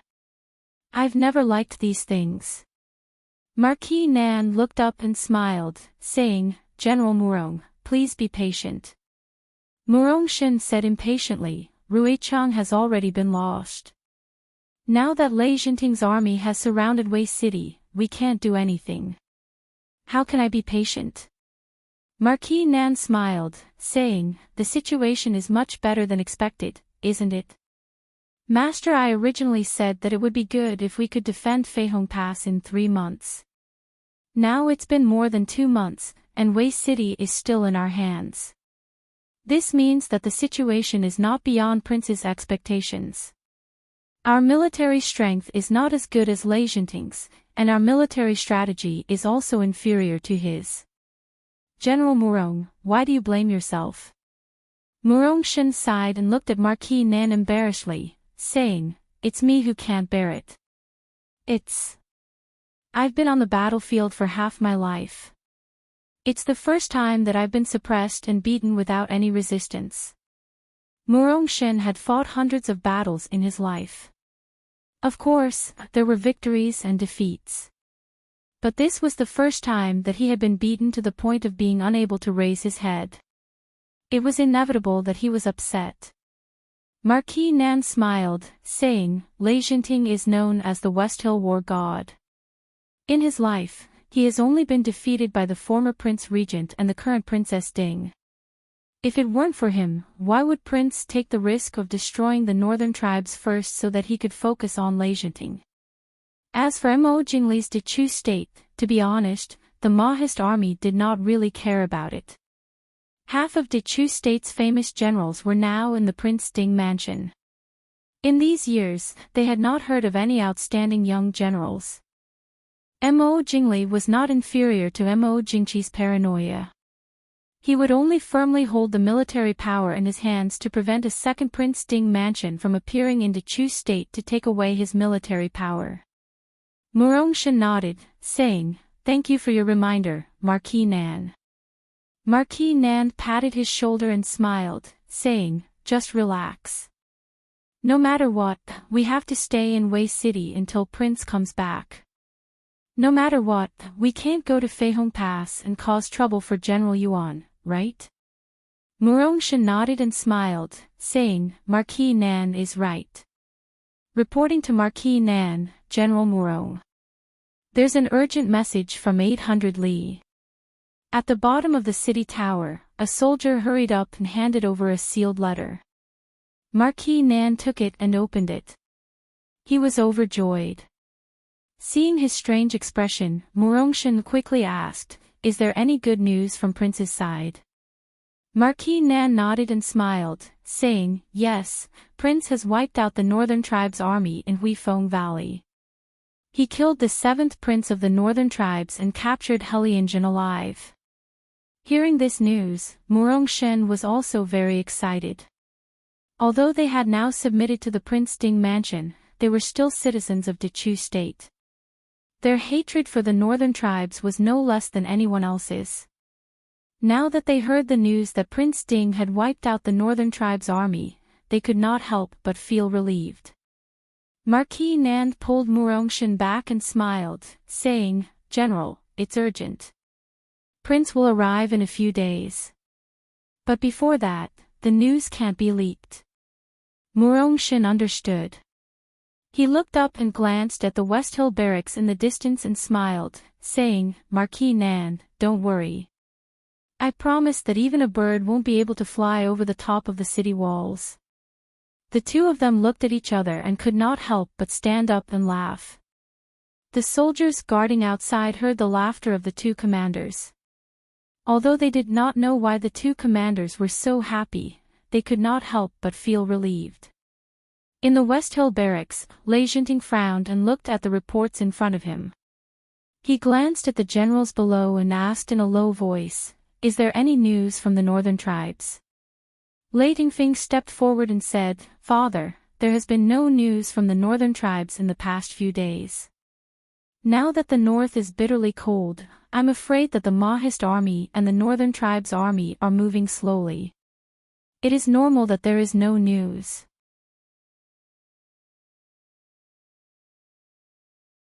In the end, Enchanting was still worried about the abilities of the Dechu state's generals. As the Genom king of Gojoseon of Shilin, he didn't need to care about the lives of the people of Dechu state. But now they were in an alliance. They were bound together for good or ill. Enchanting couldn't help but worry.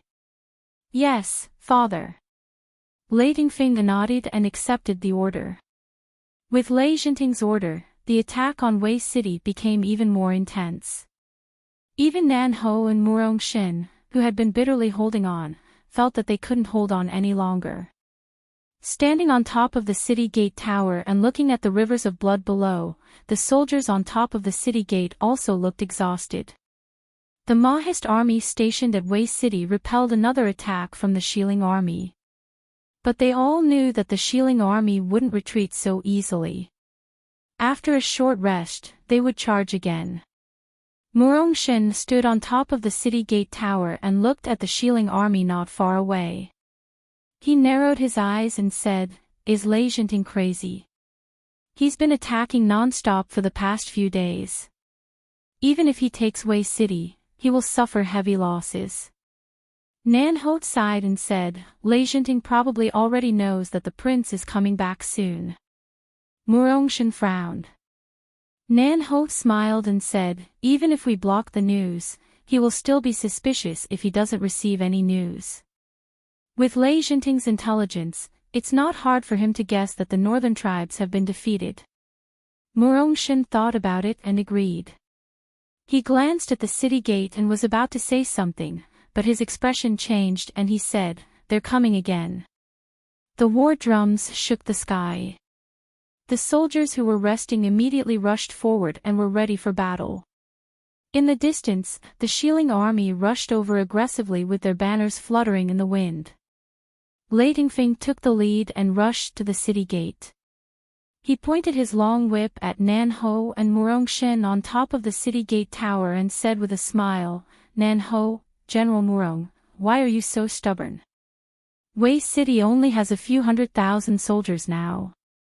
How can you resist the millions of soldiers of Weiling? Why don't you surrender to Weiling? My father will definitely treat you with courtesy. Needless to say, you will be promoted. Nan Ho smiled faintly and said, thank you, Crown Prince Genom of Gojoseon, for thinking highly of me. But, although I have no talent and no virtue, I can't do something like betrayal. Murong-shin was not in the mood to talk nonsense with him. He said loudly, cut the crap. If you want to fight, let's fight. Leitingfing's face darkened slightly. He smiled faintly and said, you don't have to be angry. I'm thinking for the two generals. Both of you are famous generals. Why should you sacrifice your lives for a battle that you are sure to lose? Murong-shin snorted and grabbed a bow and arrow from a soldier beside him. He shot an arrow at Leitingfing. Leitingfing stepped aside to avoid the arrow. His face was a little ugly. He pointed his whip at the people on top of the city gate and said sternly, Murong-shin, you don't know how to appreciate kindness. Don't blame me for being merciless. Murong-shin sneered and said, I don't know what kind of relationship I have with Crown Prince Genom of Gojoseon. If you want to fight, let's fight. There are no cowards in the Mahist army. Leitingfing was humiliated by Murong-shin in front of the Shilling army. He didn't want to be long-winded. He said sternly, attack. Behind the Shilling army, Enchanting looked at Leitingfing's actions from a distance and shook his head helplessly. He sighed softly and said, Tingfing still can't keep his cool. He didn't mean that he had to persuade Nan Ho and Murong-shin to surrender. It was just that Leitingfing was so easily provoked. It was really not something a leader should do.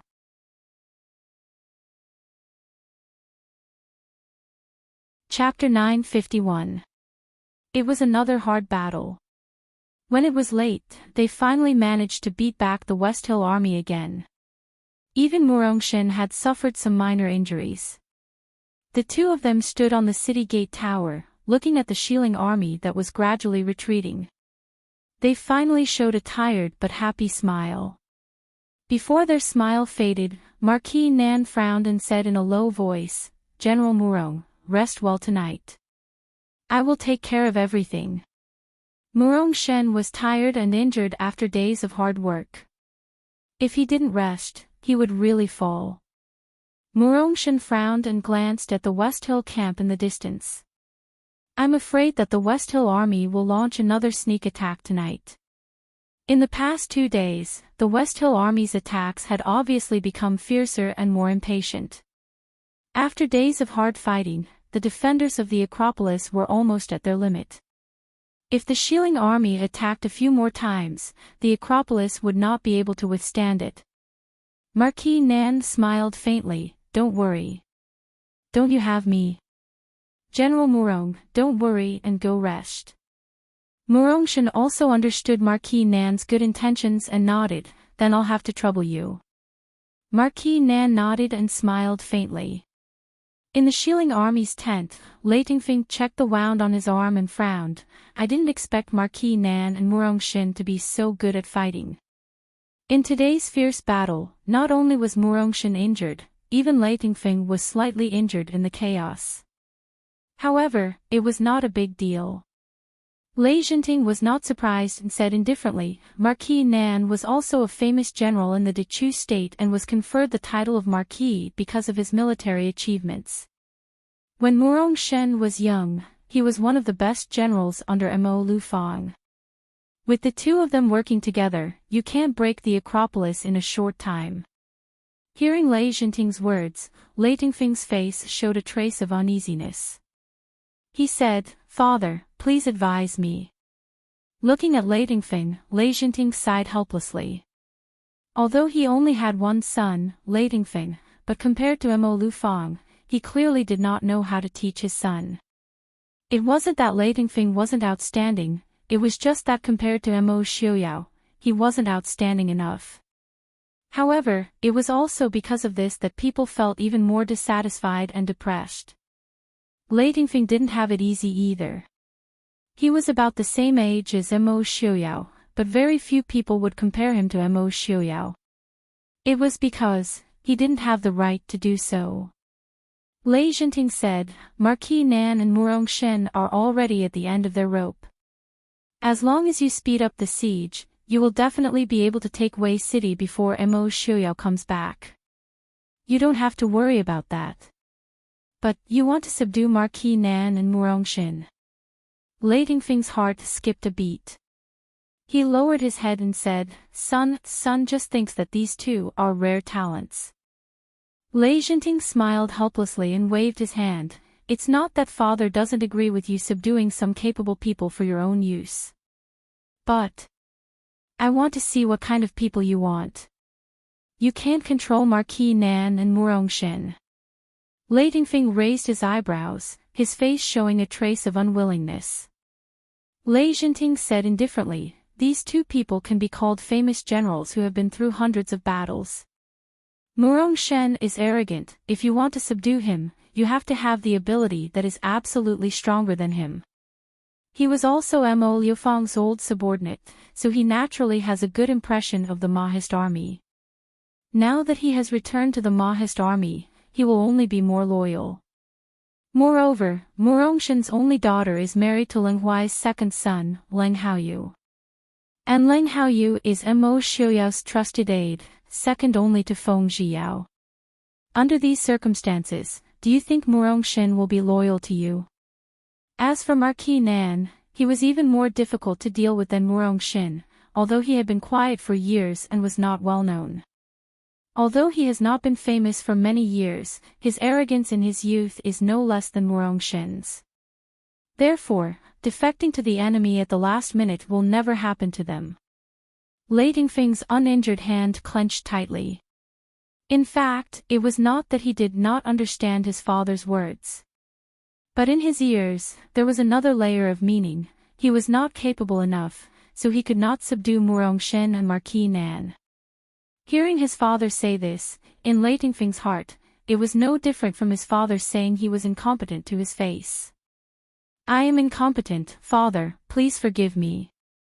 Lei Tingfing lowered his eyes and said in a low voice. Seeing him like this, Lei Jinting could only sigh. After a while, he said, It's not your fault, don't think so much. Right now, the most important thing is to take Acropolis. Lei Tingfing adjusted his expression and nodded, Don't worry, father, I know what to do. In the middle of the night, Acropolis stood in the middle of the vast wilderness, looking somewhat lonely.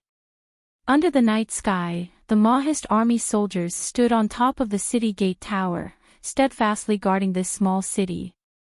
In the darkness, a group of people quietly approached the city wall. A man in black quietly climbed up the city gate tower. Whoosh! An arrow shot out from the darkness, and the man in black who had climbed up the wall fell to the ground with a muffled groan. A light lit up on top of the city wall, and the originally quiet city immediately became lively again. In a moment, the sound of fighting and the smell of blood filled the entire wilderness. This night attack lasted until dawn. The Mahist army soldiers, who had been bitterly fighting for several days, finally couldn't hold on any longer. Heavy logs smashed open the gates of Acropolis. After a bitter battle, both sides suffered heavy losses. At dawn, Marquis Nan finally ordered the Mahist army soldiers to withdraw from Acropolis. Leightingfeng, who was leading the troops into the city, looked at the sound of the Mahist army leaving. A cold light flashed in his eyes, and he ordered in a deep voice, "Chase. Whoever obtains the heads of Marquis Nan and Murong-shin will be rewarded with 10,000 taels of gold." Prince's orders. The general following Leightingfeng hesitated for a moment, and couldn't help but advise him in a low voice. Leightingfeng's gaze was like a knife, and he coldly said, "I's the one leading the troops now. I will explain to father later. The Mahist army has fled, and our troops should take advantage of their high morale to pursue them." "But," Leightingfeng sternly said, "shut up. This is I's order." Helpless, the general could only nod and agree. This general obeys. Leightingfeng took the lead, leading the Shilling army through Acropolis, and continued to pursue the retreating Mahist army. Not long after, Enchanting arrived at Acropolis, but he didn't see Leightingfeng. His expression darkened, and he asked, "Where is Prince?"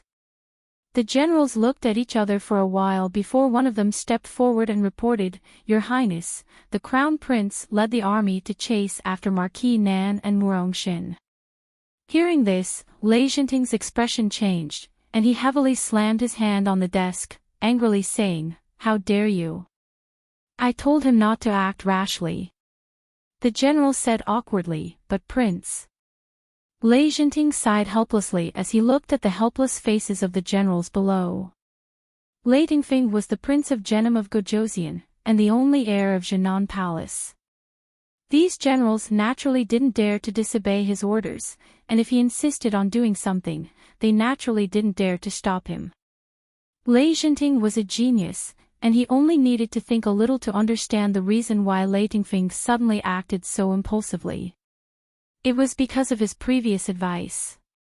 He was afraid that Leightingfeng didn't listen to his advice, and instead thought that he, as a father, underestimated his ability.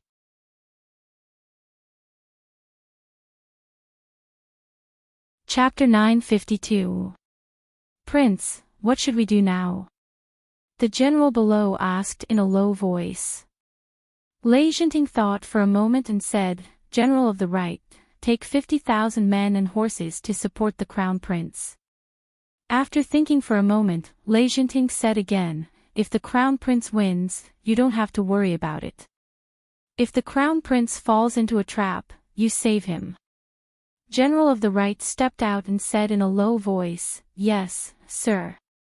At this time, Leightingfeng had really fallen into a trap. On the narrow mountain road leading to Feihong Pass, Leightingfeng and his tens of thousands of men and horses were besieged. They were in a dilemma. Murong-shin and Marquis Nan stood side by side on a hillside not far away. Murong-shin sneered and looked down at Leightingfeng, who was inexplicably angry. Murong-shin took a bow and arrow from a soldier beside him and pointed it at Leightingfeng. He said with a smile, "We lost Acropolis, but killed the Crown Prince of Genom of Gojoseon of West Hill. That's a gain, isn't it?" Enchanting of Genom of Gojoseon only had one son, Leightingfeng. Most of Leightingfeng's children were killed by Prince Ding more than a year ago. If Leightingfeng died, it would be a fatal blow to Enchanting. Marquis Nan reached out to stop him from shooting the arrow. He shook his head and said, "No, if we kill Leightingfeng now, Enchanting will definitely go crazy." "So what?" Murong-shin raised his eyebrows and said. Marquis Nan smiled helplessly and said, "Don't forget that there are hundreds of thousands of ordinary people in Acropolis. Enchanting doesn't kill ordinary people like the northern tribes, but it doesn't mean that he won't kill." The pain of losing his son was enough to make Enchanting do anything crazy. What's more, if they killed Leightingfeng, they would have to face Enchanting directly. At that time, he would only lose even faster. What does Marquis Nan mean? Murong-shin was able to dominate the battlefield. Naturally, he would not rely on his martial arts alone. Soon, he figured out Marquis Nan's intention. He laughed and said, "This mountain path is easy to defend but hard to attack. We can trap Leitingfing inside and make Enchanting hesitate to attack. We can delay him for a few more days." Stroking his beautiful beard, Nan Ho nodded and said with a smile, "Exactly. Marquis Nan, Murong Shen. Come out and talk." Leitingfing, who was trapped on the mountain path, roared in a deep voice. He really did not expect that Marquis Nan and Murong Shen would still have some strength left, and they retreated from Wei City. He rashly led less than 100,000 troops to chase after them, and actually fell into their trap. In fact, it was already a mistake for him to rashly enter such a narrow mountain path. After calming down, Leitingfing secretly regretted his impulsiveness. Murong Shen laughed loudly and said, "Prince Genom of Gojoseon, I did not expect that we would meet again so soon." Leitingfing looked up at Murong Shen and Marquis Nan, who were not far away, and said in a deep voice, "You can torture or kill me as you wish." Murong Shen snorted disdainfully and looked at Leitingfing with a smile, saying, "Interesting. Genom of Gojoseon has always been smart and calm. I did not expect that he would have such a hot-blooded son. Yesterday, Prince Genom of Gojoseon wanted me and Marquis Nan to surrender to the West Hill. Now, Prince Genom of Gojoseon, do you want to consider surrendering to my Prince Ding mansion?" Leitingfing's face turned green and white. After a while, he gritted his teeth and said, "Murong Shen, how dare you humiliate I?" Marquis Nan smiled kindly and said, "Prince Lei, what you said yesterday was no different from a humiliation to me and General Murong. Since we all know that it is impossible, why did you say it?" Leitingfing was silent. Murong Shen smiled and said, "Isn't that because Prince Genom of Gojoseon was confident that he could defeat us? But he did not expect that every dog has its day. Now he is the one who is besieged. What a pity. Genom of Gojoseon of West Hill was a hero for a lifetime, but he has such a useless son." Murong Shen's words made Leitingfing's face turn pale. In fact, with Leitingfing's ability, he could not be called a useless son. But in this world, there was always someone better than him. Leitingfing grew up under his father's halo, which could be said to be overshadowed. In this way, Murong Shen's unintentional ridicule became a weight that he could not bear. Leitingfing smiled bitterly and said, "General Murong is right. My father has been wise all his life, but he only has me, a useless son. I have really lost my father's face. I have been defeated like this, how can I face the soldiers of West Hill?" As he said, he raised the long sword in his hand and was about to cut his neck. This. Murong Shen was also stunned. He did not expect that his casual words could make Leitingfing so determined to die. Was the son of Genom of Gojoseon so weak? Lang Haoyu had been called a foppish son, a useless son, and a libertine since he was young, but he was still alive and kicking. Bang! The guard beside Leitingfing hurriedly pulled out his sword to block Leitingfing's sword. He shouted, "Your Highness, Murong Shen is talking nonsense. You don't have to take it to heart. How can you face the prince if you lose your life so easily? You are the only heir of Jinan Palace." Leitingfing stared blankly at the long sword in his hand, lost in thought. In fact, he just pulled out the sword to commit suicide because of a moment of impulse and sadness. At this time, when he came back to his senses and looked at the sword in his hand, he felt a chill in his heart. Murong Shen was relieved to see that Leitingfing was fine. He sneered loudly and said, "Now I know that the Crown Prince of Genom of Gojoseon is actually a coward who avoids failure." Leitingfing immediately calmed down. He said in a low voice, "Thank you for your advice, General Murong. I was confused for a moment. This time, this Crown Prince has lost, but this Crown Prince will definitely not let this matter rest. If I leave this place alive, I will take revenge." Murongshin looked at Leitingfing, who had a determined face below, and laughed. This guy is a little interesting. Marquis Nan laughed. He was protected too well by Genom of Gojosian. If he can survive this, he must have made a lot of progress. Not long after, the general of the right of West Hill led the troops and arrived. Naturally, there was another fierce battle between the two sides. Although the Mahist army was tired, they were evenly matched with the Shilling army by taking advantage of the terrain.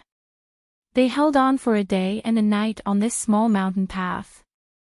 The next morning, when Leitingfing finally broke out of the encirclement of the Mahist army and met with the reinforcements of West Hill, the reinforcements of the Mahist army arrived. There were not many reinforcements of the Mahist army. There were only 4 or 5 people. The two in front were Mo Xiaoyao and Yili in white. Even Mo Xiaoyao was sitting on the back of his horse, drowsy Mo Xiaobao. Behind them were Feng Xiao, Yun Ting and Zhua Jing. Although he did not see the reinforcements, Leitingfing did not dare to act rashly. Marquis Nan and Murongshin were relieved when they saw Mo Xiaoyao and the others. "Greetings, Prince.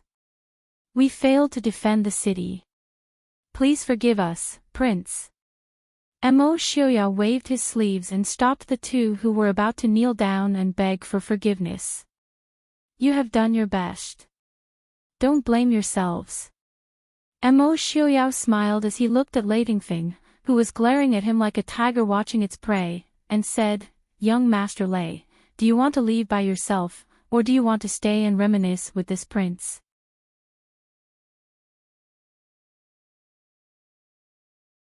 Chapter 953.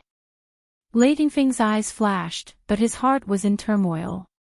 At this moment, the Shilling army had the absolute advantage.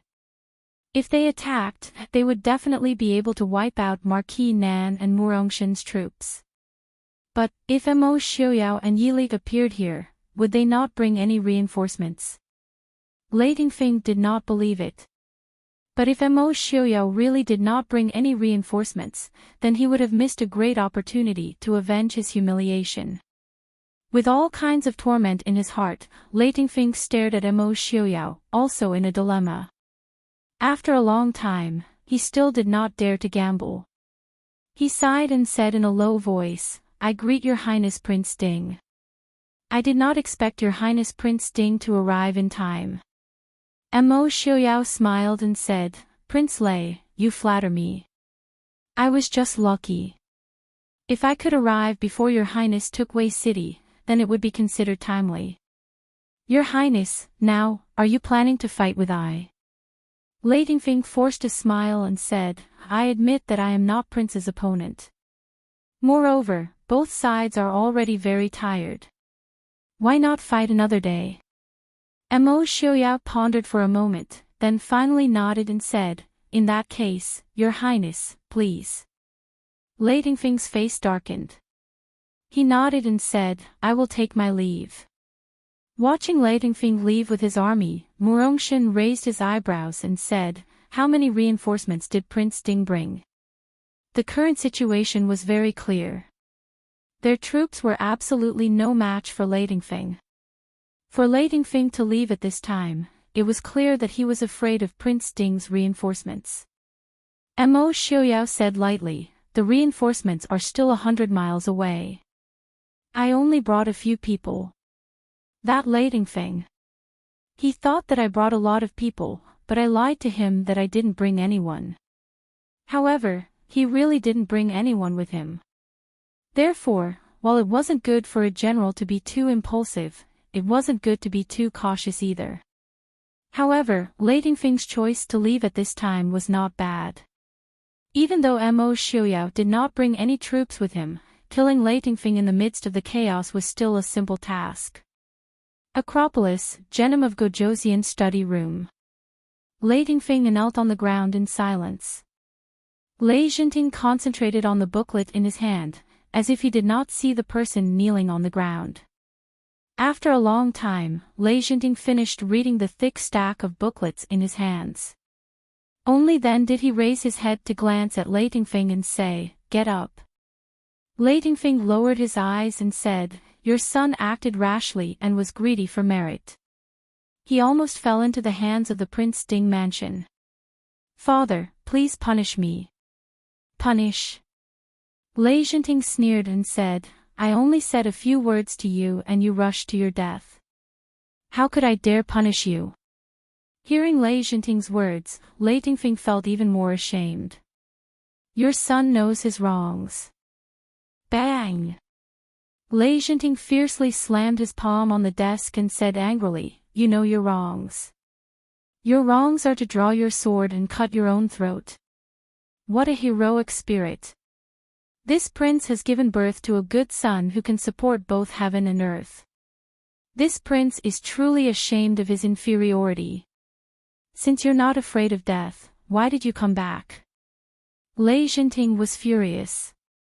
With a wave of his hand, the sword hanging on the wall flew out of its scabbard and fell in front of Leitingfing.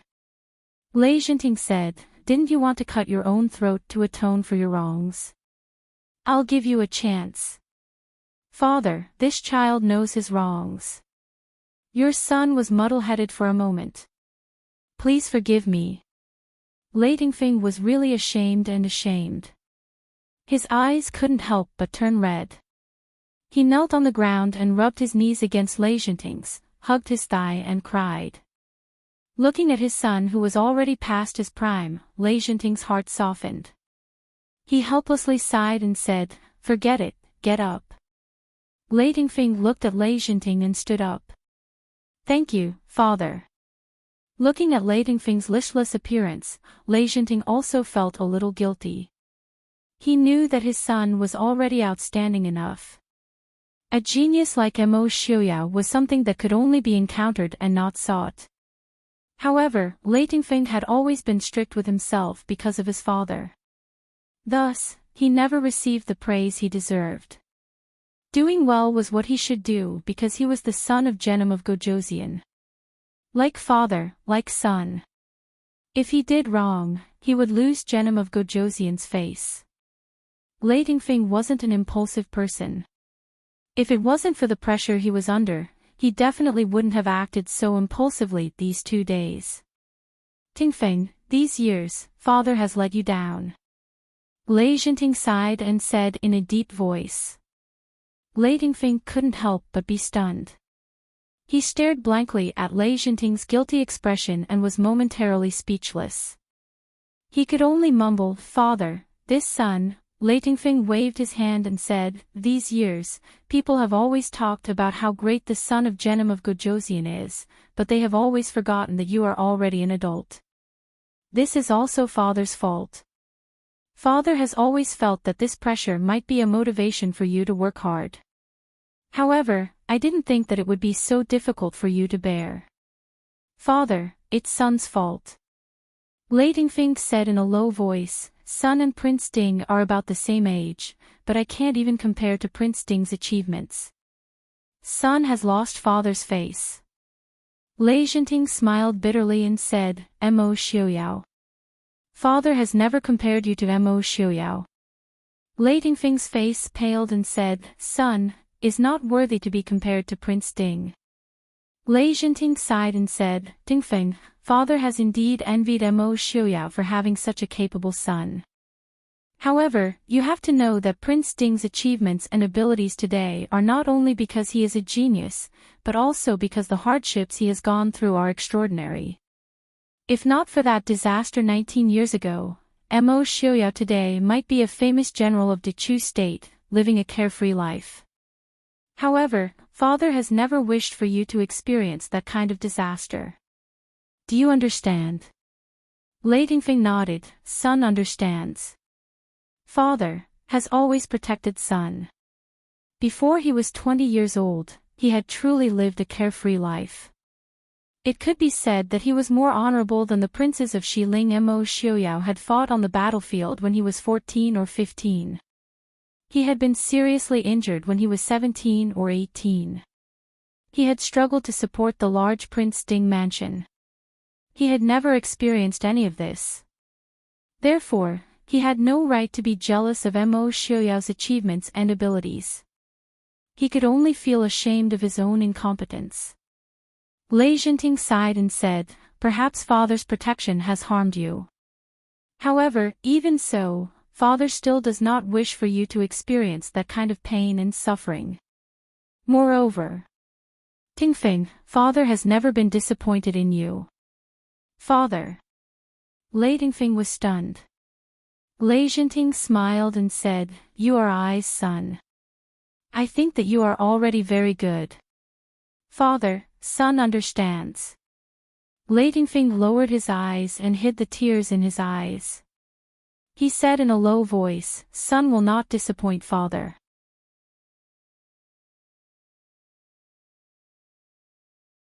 Chapter 954. Enchanting looked at his son in front of him with gratification. Although it was a little inappropriate for a man in his 30s to still have red eyes, this was the truest expression that Lei Tingfeng had shown in front of him in all these years. Walking in front of Lei Tingfeng, Enchanting patted him on the shoulder and nodded, "Father believes that you will not disappoint me. Sit down and tell me about Imo Xiuyao." Previously, Enchanting was furious because of Lei Tingfeng's suicide, so he did not have time to discuss with him the sudden appearance of Imo Xiuyao and the others. Enchanting himself wasn't sure if protecting Lei Tingfeng all these years was a good thing for his son's future, but as a father, he couldn't force his son to go through some disasters that ordinary people couldn't bear just for the sake of his son's success. Enchanting was obsessed with winning against the Prince Ding mansion and Imo Lufang, but he had never thought of forcing this obsession onto his son. Lei Tingfeng nodded and walked to the side to sit down. He recounted in detail how he saw Imo Xiuyao on the battlefield. Hearing him finish, Enchanting sighed slightly and said, "Tingfeng, you were deceived by Imo Xiuyao, he did not have time to bring back the troops." Lei Tingfeng frowned. Lian Shan's eyes flashed with a trace of annoyance. Compared to Prince Ding, there was still a big difference. Enchanting looked at him with a smile and said, "But you don't have to be sad. I am glad that you did not impulsively lead the troops to attack. Even if they destroyed Nanhou and Murongshan's Mahist army, it would only be a small victory. It could even be said that it would not affect the overall situation, but it would definitely not be able to hurt Imo Xiuyao. However, in a fit of rage, Imo Xiuyao could easily kill Lei Tingfeng. Such an exchange was not worth it for the West Hill and Jinan Palace." Lei Tingfeng looked at Enchanting in confusion, but he quickly understood. With Imo Xiuyao's martial arts, killing him was a simple matter. Looking at his father's smiling eyes, Lei Tingfeng lowered his head apologetically. "This son has made Father worry." Enchanting nodded in relief. Lei Tingfeng would not act impulsively in the future if he could think things through. As long as he could remain calm, with his ability, it would not be a problem for him to stay alive. "All right, it's good that you're all right. It was all thanks to you that we were able to take down Acropolis. Right now, both the Dechu State and West Hill are pressuring us. Our army has also taken down Ruichang and Acropolis. Right now, we still have the advantage," Enchanting said. Lei Tingfeng nodded. "Father, are you worried about Imo Jingli? If our army can restrain Prince Ding and most of the generals of the Mahist army, Imo Jingli should be able to handle it." The Mahist army was indeed full of famous generals, but there were too many places that the Mahist army needed to defend. One of the original 3 generals of the Mahist army, Zhang Qilan, had been guarding the former emperor of Xiling City to assist 4th young Master Su in governing West Hill. He could not return to participate in the war. Ling Huai also had to guard the Chu capital to deter the northerners from going back on their word. General Yuan Pei was already old. He could defend the city, but he did not have enough energy to mount a horse and kill the enemy. As a result, the Mahist army only had Marquis Nan, Lu Jingxian, Murong Xin, and a few others left. As for Yun Ting, Zhou Min, He Su, and a few other rising stars, their future might be bright, but at present, they might not be able to compete with the old generals of West Hill. After all, A genius like Mo Xiaoyao who could sweep through the various countries at the age of 10 was an anomaly even in the Prince Ding mansion. Lei Jinting frowned. Don't forget, there's still Yili. Lei Tingfeng raised his eyebrows. He had indeed forgotten about Yili, but this woman was the most unforgettable. Although she usually did not reveal her talents, her battle achievements were not inferior to any of the current famous generals. If she were to fight against Mo Jingli, it would be worrying whether Mo Jingli would win or lose. Prince, a secret letter from the north has arrived. Outside the door, a guard reported in a low voice. Lei Jinting's eyes darkened. He said indifferently, "Bring it to me." Since Mo Xiaoyao had returned, the situation in the north was no longer a secret. The guard pushed the door open, presented the letter, and retreated. Lei Jinting opened the letter and read it. His expression changed. In the end, he just sighed and passed the letter to Lei Tingfeng. Lei Tingfeng took the letter and read it with some doubt. His expression suddenly changed. He said in horror, Mo Xiaoyao actually wiped out the entire northern tribe's army. Yilu Yi and Helian Zhen are both dead. Looking at the final battle between the Maoist army and the northern tribes, Lei Tingfeng's emotions were still very complicated even though the knot in his heart had been untied. To be honest, from Lei Tingfeng's point of view, he really could not see what was so special about this battle. It could be said that this was an extremely unusual night attack. However, it still managed to wipe out the northern tribe's army that had swept through the entire northern Chu state 2 to 3 years ago. He raised his head to look at Lei Jinting. Lei Jinting stood in front of the map and pondered for a moment. Then, he pointed at a certain point on the map and asked, "Where is this place?" Huifeng Valley. Lei Jinting said, "This is the place where the Maoist army was defeated 19 years ago. Not far from here is where Mo Xiaoyan died." Lei Tingfeng was stunned. Very quickly, he took in a deep breath and said, "Father, are you saying that Prince Ding purposely led the northern tribe's army to Huifeng Valley to wipe them out?" In fact, he already had the ability to wipe out the northern tribe's army before this.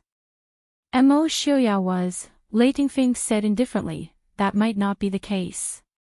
If not for the fact that the Maoist army had been holding back for half a year, Yilu Yi would have been able to wipe out the northern tribe's army. How could he have let Yilu Yi believe that the Maoist army was only on par with the northern tribe's army? How could he have let Yilu Yi down his guard and thought that he could attack the Maoist army camp at night? Lei Tingfeng nodded. Father's analysis was not wrong. However, Mo Xiaoyao was able to watch Ruichangwei City fall and drag out the time to wipe out the northern tribe's army at Huifeng Valley. His courage was enough to make one gasp in admiration. When this battle was announced to the world, the prestige of the Maoist army and the Prince Ding mansion would definitely rise again. The morale of the Maoist army would definitely be higher than it was now. When facing the Western Tomb and the Chu State Army, they would not have the slightest doubt or fear. Lei Jinting sighed and said, "Tingfeng, immediately set out to see Mo Jingli. You definitely cannot let that idiot be defeated by Yili before our two armies meet." In other words, Lei Jinting was already certain that Yili would definitely go to stop the Chu State Army. Lei Tingfeng frowned and said, Mo Jingli is a stubborn and self-opinionated person. I'm afraid that he won't listen to his son. Lei Jinting thought for a while and nodded, "I will write a letter for you. You bring it to him. As for, if he listens to you, that's fine. If he insists on not listening, then let him be.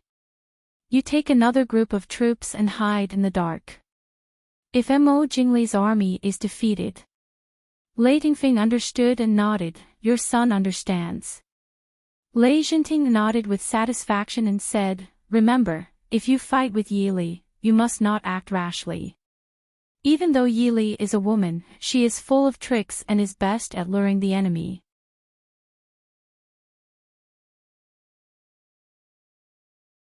Chapter 955. Yes, I will remember your teachings. Feihong Pass. Because of the fall of the Acropolis, the Mahist army retreated to the front lines of Feihong Pass and Lingzhou Mountain. Old General Yuan Pei, who was stationed at Feihong Pass, was also very happy to see Prince Ding and Princess Consort. Although the old general was not afraid of dying on the battlefield, he knew that he was old and his energy was not as good as before. It would be even more difficult to defeat Genom of Gojoseon. Now that Prince Ding and Princess Consort had rushed back and saved millions of people in Feihong Pass from the disaster of war, the old general was naturally very happy. After welcoming Yi Li and the others into Feihong Pass and sitting down, Marquis Nan and Murongshan both knelt down and asked for forgiveness. Prince, please punish us for the loss of the Acropolis. Mo Xiaoyao helped the two up with a smile and said, there is no need to be like this. This battle was not your fault. If I had not delayed, how could the Acropolis have fallen? If that's the case, shouldn't this prince be punished first? Marquis Nan quickly said, Prince has his reasons for delaying. Prince naturally has his reasons. Losing Ruichang and the Acropolis is my fault for being useless. Mo Xiaoyao shook his head and said, Marquis Nan and General Murong, there is no need to be like this. This matter is not your fault. If you had not tried your best to resist Enchanting, I am afraid that I would not have had the time to wipe out the Northern Tribe's army so successfully. If you insist on asking for forgiveness, won't people say that I did not reward and punish you? Seeing that Mo Xiaoyao really did not blame them, the two quickly thanked him. Mo Xiaoyao smiled and said, you two have worked hard these days. Sit down. General Yuan Pei, who was sitting on the side, could not hold back and quickly asked, Prince really wiped out the Northern Tribe's army? Mo Xiaoyao nodded and smiled, that's right. Feng Zhiyao, who was seated below, quickly recounted the events of the battle with the Northern Tribes with a smile. When old General Yuan Pei heard that the Northern Tribe's army had been completely annihilated, and that Helianjin had been killed, tears streamed down his face as he repeatedly expressed his gratitude. Marquis Nan nodded and laughed, once this news is out, the morale of our Mahist army will definitely be boosted. Now that the prince and princess consort are back, why should we fear the Xiling army? Mo Xiaoyao nodded in satisfaction. That's great. However, Mo Jingli had already led 800,000 Dechu state troops to the north. I wonder which general is going to meet the enemy. The hall fell silent. A trace of hesitation flashed across Murongshan and Marquis Nan's faces. Even though they had already surrendered to the Mahist army, they were still once subjects of the Dechu state. Furthermore, no matter if it was the Mahist army soldiers or the Dechu state soldiers, they were all once subjects of the Dechu state. Killing each other was not as satisfying as fighting an enemy. Mo Xiaoyao glanced at the two's expressions and understood. He did not force them. If these two did not have any hesitation about the Dechu state troops, he would be worried. He turned to look at Yi Li and asked, what does Miss Li think we should do? Yi Li thought for a moment and said, why not let General Lu Jingxian lead 400,000 troops? Lu Jingxian and Zhang Qilan were known as the two pillars of the Mahist army. Whether it was ability or prestige, they were definitely capable of leading an area. If he was really used as a fierce general, it would be a waste of talent. Even though Lu Jingxian was not present, he would not have any objections to Mo Xiaoyao's orders. Yuan Pei said with some worry, is 800,000 too little? Yi Li shook her head and smiled. Even though General Lu only has 400,000 troops, the Chu capital still has General Leng Huai leading 200,000 troops. Even though it is not enough to compare to the Dechu state's troops, the Mahist army is definitely stronger than the Dechu state's troops in terms of combat strength. General Lu is skilled at using troops. He will not lose to the Dechu state's troops.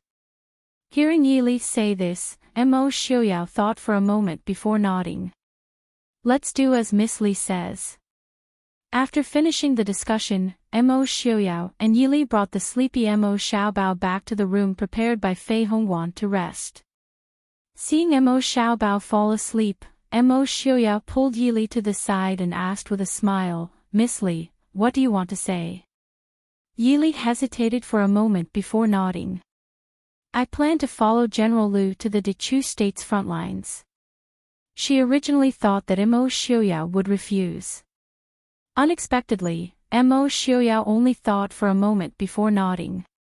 "That's fine. However, Miss Li, you must be careful." Seeing her clearly shocked expression, Mo Xiaoyao smiled faintly. He lowered his head and touched her forehead. "Miss Li, did you think I wouldn't agree?" Yili raised her eyebrows. In the past, every time they wanted to go out, they had to haggle for a long time. Wasn't it obvious? Mo Xiaoyao was in a good mood as he pulled her into his embrace. "I have a feeling that after this time, Miss Li will not be able to leave I's side. So, if Miss Li wants to go, then go." Mo Xiaoyao understood that after this time, the world situation would not change for at least the next 20 years. As for 20 years later, that was none of his business. Yili nodded and said with a faint smile, "Since it's like this, then I'll thank Prince."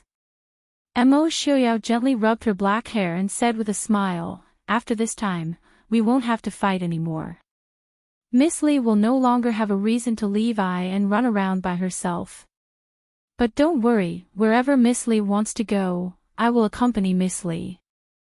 Yili gently leaned into his embrace. Her heart was as warm as water.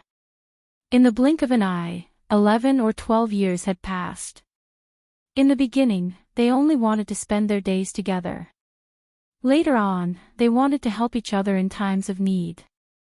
The two of them had already been together for more than 10 years. They already had 3 children, but they had also realized that they could only be together for the rest of their lives. In the beginning, this was something that Yili did not even think about. "Xiaoyao, when Xan and Lin grow up, let's go sightseeing, okay?" Leaning into Mo Xiaoyao's embrace, Yili asked softly. Mo Xiaoyao nodded and said with a smile, "The things that Miss Li likes, I will do with you." But in his heart, he did not approve of Xan and Lin growing up. When Mo Xiaobao grew up, it would be fine. Wasn't an older brother used to take care of his younger siblings?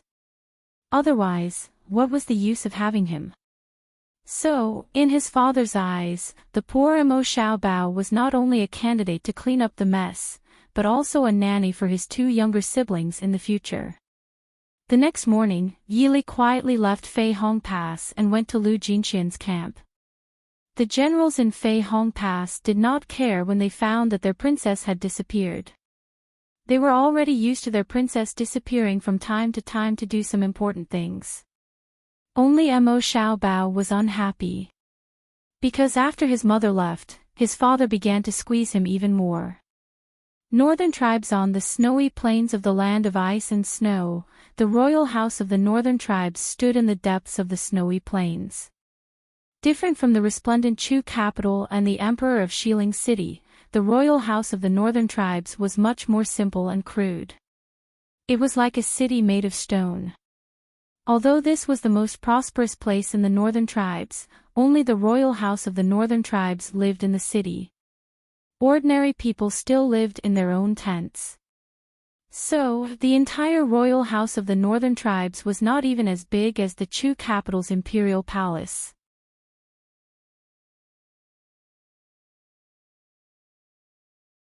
Chapter 956. The weather in the northern tribes was terrible. Every year, there would be 3 to 4 months where snow would seal the borders. It was no wonder that the northern tribes yearned for the fertile land of the Dechu state. In the palace, the king of the northern tribes sat on a throne covered with tiger skin. He looked at the people below him angrily. The charcoal fire warmed up the entire room, but at this moment, it made it even hotter. The king of the northern tribes was already 60 years old. When he was young, he was a great hero of the grasslands.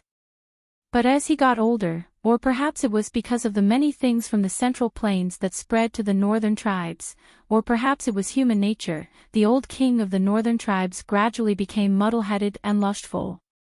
But even so, when he heard the news of Yeluye's death, he was furious. The crown prince of the northern tribes, Yelu Hong, was also complaining in his heart. He did not expect Mo Xiuyao to move so quickly and defeat the hundreds of thousands of northern tribes' soldiers in one fell swoop. In these 3 years, in order to conquer the Dechu state, the northern tribes had sacrificed nearly 2 million soldiers. But what they managed to get back were some meaningless gold, silver, jewels, and antiques. There were many gold and silver mines in the grasslands. The northern tribes did not lack gold and silver. As for antiques, they did not know how to appreciate them. Needless to say, because they did not conquer the capital of the Dechu state, they did not manage to get their hands on any real treasures. To the northern tribes, these things were not worth as much as silk, tea leaves, and food. Yelu Hong chose to work with Mo Xiuyao only because he wanted to destroy his brother, Yelu Yi. He did not want to destroy the remaining hundreds of thousands of northern tribe soldiers. But now, looking at the letter in his hand, Yelu Hong felt a chill in his heart. But he could not say anything. He could not blame Mo Xiuyao for being too good at fighting and destroying the entire northern tribe's army. He could only blame Yelu Yi for being too useless. Crown Prince. The king of the northern tribes panted. Yelu Hong hurriedly collected his thoughts and stepped forward, replying in a deep voice, "This son is here." The king of the northern tribe said, "Bring that woman from the Dechu state over to I." Yelu Hong was slightly startled, hesitating. Princess Ronghua had been with him for more than 10 years and had given birth to several children for him. Although they were from Dechu state, they still had some feelings for each other. What's more, the relationship between Princess Ronghua and Princess Ding was very good. Although she was set up by Mo Xiuyao this time, she didn't actually do anything, so she avoided the danger of being discovered by her father. Moreover, Mo Xiuyao had helped him kill Yelu Yi. If he let his father kill Princess Ronghua, he was afraid that it would be difficult to explain to the Prince Ding mansion. "Father, this has nothing to do with Ronghua," Yelu Hong said in a deep voice. The king of the northern tribes coldly snorted and said, "I don't care if she has anything to do with it. All I know is that Mo Xiuyao killed my son and I's million-strong army. I want to use that woman from the Chu state as a sacrifice and send troops to avenge my son." After that, he ignored Yelu Hong's reluctance and waved his hand to bring Princess Ronghua over. Yelu Hong frowned and said, "Father, Ronghua must be the mother of the princes. If we kill her, the princes, the king of the northern tribes didn't care." He waved his hand and said, "What do a few children know? Give them to your other concubines to raise. If they can't be raised properly, just kill them. I don't lack little princes." The king of the northern tribes was indeed qualified to say this. Up to now, he had 13 princes, 7 princesses, and no less than 30 royal grandchildren. Naturally, he didn't care about the impure princes of a woman from Dechu state. Not long after, Princess Ronghua was escorted to the door of the room. The person who escorted Princess Ronghua pushed her without any mercy. Princess Ronghua staggered and fell into the room. Princess Ronghua couldn't help but smile faintly as she looked at the people who were glaring at her maliciously, and then looked at Yelu Hong's awkward expression. As a princess, she naturally understood that her life and death, honor and disgrace were related to the relationship between the two countries. As early as when West Hill attacked Dechu state, the northern tribes didn't kill her because of the people sent by the Prince Ding mansion to help her. Now that millions of troops of the northern tribes were destroyed by the Mahist army, the king of the northern tribes couldn't find anyone to vent his anger on, so the first person he thought of was naturally herself. Ronghua greets the king and the crown prince. Princess Ronghua bowed slightly and saluted the king of the northern tribes with the etiquette of the northern tribes. Even so, she still had the nobility and elegance of a well-educated royal woman, which was completely different from the rudeness of the northern tribes' women. The king of the northern tribes sneered and said, "Princess of Dechu State, do you know what happened?" Princess Ronghua raised her eyebrows and smiled faintly. "Ronghua doesn't know, please enlighten me." The king of the northern tribe's face was a bit ferocious, but no one knew if he was worried about his son, Yelu Yi, or the millions of troops of the northern tribes.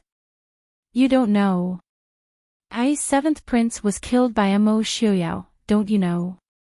In fact, Princess Ronghua was a woman and a member of a different race, so it was normal that she didn't know. It was just that the king of the northern tribes deliberately found fault with her, so no one could think of anything.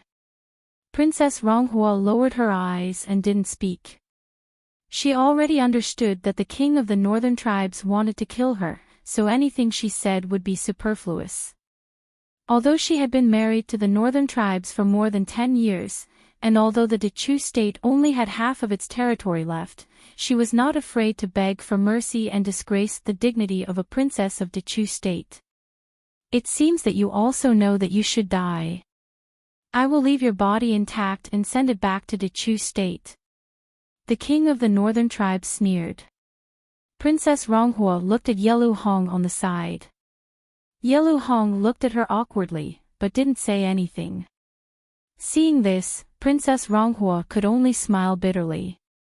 These years, although she had some disloyalty, she was really sincere to Yelu Hong.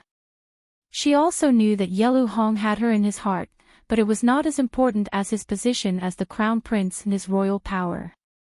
But seeing that Yelu Hong didn't even say a word for her, she couldn't help but feel disappointed. Princess Ronghua couldn't help but feel a little disappointed. When Princess Ronghua stopped talking, the king of the northern tribes thought that she was afraid. The anger in his heart dissipated a lot, and he said proudly, "I want to drag her out and behead her." "Yes, Your Majesty." 2 northern tribes guards stepped forward, one on the left and one on the right, and pulled Princess Ronghua out. Princess Ronghua closed her eyes, looked sideways at Yelu Hong and said, "Your Majesty, please take good care of my children." Without waiting for Yelu Hong to agree, Princess Ronghua glanced at the 2 guards beside her and said proudly, "Let go. I can walk on my own." Princess Ronghua walked out calmly, and when she was about to step out of the door, a low male voice sounded from inside. "Wait."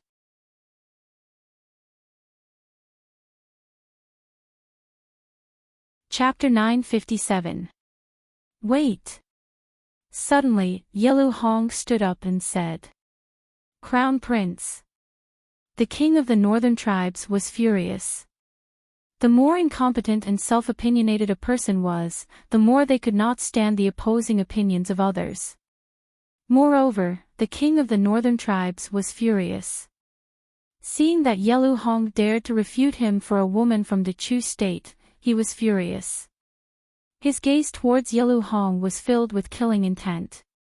Yelu Hong lowered his eyes and said in a low voice, "Father, please listen to me. Princess Ronghua cannot be killed." At the door, Princess Ronghua was stunned when she heard Yelu Hong's voice. She turned to look at Yelu Hong, her beautiful eyes moved. She had already given up, but she did not expect Yelu Hong to speak up for her. The king of the northern tribes was so angry that he laughed. He stared at Yelu Hong and said, "Cannot be killed. How come I do not know that there is anyone in the northern tribes that I cannot kill?" Yelu Hong said in a low voice, "I know that 7th brother died on the battlefield, and father must be very sad. But father, please think of the northern tribes." The king of the northern tribes narrowed his eyes and sneered at Yelu Hong. "You mean that if I kill this woman, it will affect the northern tribes?" Yelu Hong said seriously, "Ronghua is Princess Ding's sworn sister. She has a very good relationship with Princess Ding. Everyone knows that Ding Wang dotes on Wang Fei. If Fu Wang kills Ding Wang Fei's sworn sister, I'm afraid that in Ding Wang Fei's anger, he will harm our northern tribes. Princess Ronghua and Yili being sworn sisters was naturally made up by Yelu Hong. Since the Dechu state was far away from the royal house of the northern tribes, the king of the northern tribes could not send people to verify it. The reason why Yelu Hong said this was because in the northern tribes, the relationship between sworn siblings was very important. The relationship between sworn siblings was not inferior to that of family. The king of the northern tribes snorted, "Harm the northern tribes. I am about to take revenge for ye, Yelu Hong looked up at the king of the northern tribes and said firmly, "Father, now, does the northern tribes have any soldiers to mobilize? How is father going to avenge seventh brother?" The northern tribes had a vast territory but sparsely populated. A 2 million strong army could be said to be the strength of a country. In the next 20 to 30 years, the northern tribes would not be able to fight a war. At this point, Yelu Hong finally understood Mo Xiuyao's intention. Mo Xiuyao wanted to deal with Genom of Gojoseon of Xiling and Mo Jingli of Dechu state. From the start, he would not give the northern tribes a chance to recover. By the time the northern tribes recovered, the Prince Ding mansion would have already ruled the world. For some reason, even though the situation in the Central Plains was still unclear, Yelu Hong never doubted that the Prince Ding mansion would be the final winner. "Father, for the sake of the northern tribes, please calm your anger for now." Killing Princess Ronghua could only vent his anger, but she was the princess of Dechu state, not the princess of the Prince Ding mansion. Even if his father wanted to vent his anger, it would be extremely limited. Why not exchange her for something of value? In fact, the king of the northern tribes knew that the current northern tribes did not have the ability to compete with the Mahist army. He clamored for the cavalry to avenge Princess Ronghua because he was angry. Yelu Hong's words gave him a way out, so he took advantage of it. He looked at Yelu Hong and asked, "Something of value? What value can a woman have?" Yelu Hong pondered for a moment and said, "We can exchange Princess Ronghua and the Mahist army for the remains of seventh brother and the northern tribe soldiers. These soldiers died on the battlefield for the northern tribes. If we can bring their remains back to the grassland, it may be a comfort for the people of the northern tribes." The king of the northern tribes lowered his head and pondered. Although he was muddle-headed, he was not an idiot who did not know anything. When he was young, he was wise and powerful. Naturally, he understood what Yelu Hong's words meant. And he only needed to exchange a dispensable woman. It was indeed a very cost-effective thing. He looked up and glanced at Princess Ronghua at the door and asked, "Will the Prince Ding mansion agree?" Yelu Hong nodded and said, "Not to mention the friendship between Princess Ronghua and Princess Ding, Princess Ronghua came to the northern tribes for the marriage of Dechu state. Although the Prince Ding mansion is in power now, the people of the Prince Ding mansion were once the people of Dechu state. If the Prince Ding mansion does not care about Princess Ronghua's life, it will inevitably cause dissatisfaction and discussion among the people of Dechu state." The king of the northern tribes nodded irritably and waved his hand, "I will leave this matter to you. In short, I do not want to see this woman in the northern tribes again. You can all leave." Yelu Hong nodded and accepted the order. He thought for a moment and asked, "Father, what about seventh brother's funeral?" "It's up to you." Years of strong wine and beautiful women had made the king of the northern tribes' body a little weak. After a bout of anger, he felt a little tired and impatiently said. Yelu Hong responded and left.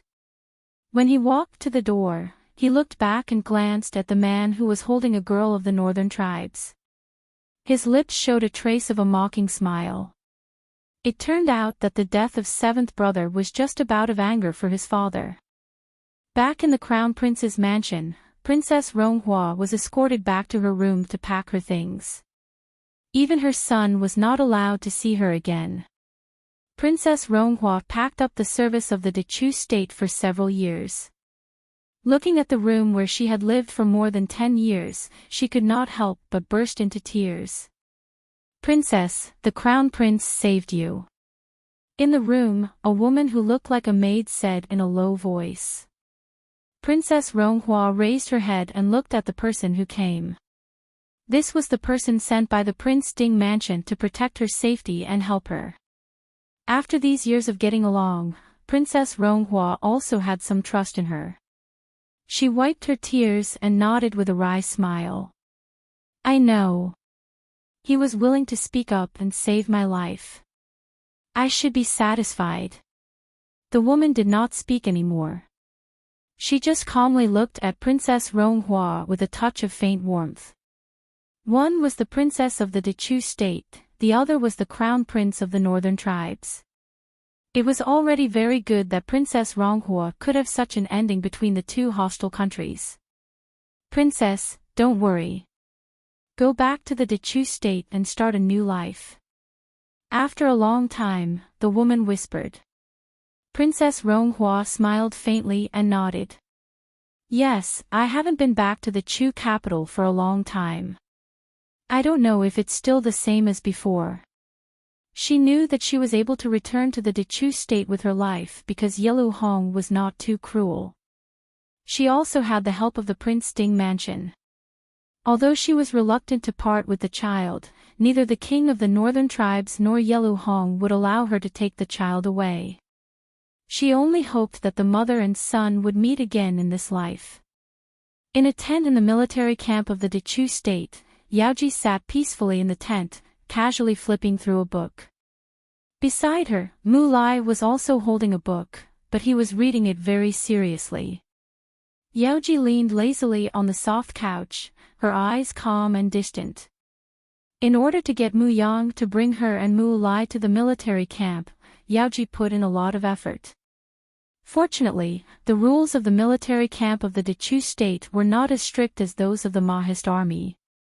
What's more, with the precedent of Princess Ding accompanying Prince Ding in and out of the military camp, it was much easier to make an exception. Although she did not have the ability to strategize like Princess Ding, as long as she could persuade Prince Li, would that be enough? And it did not seem difficult to persuade Mo Jingli. Thinking of the beautiful women in Prince Li's tent, Yaoji smiled faintly.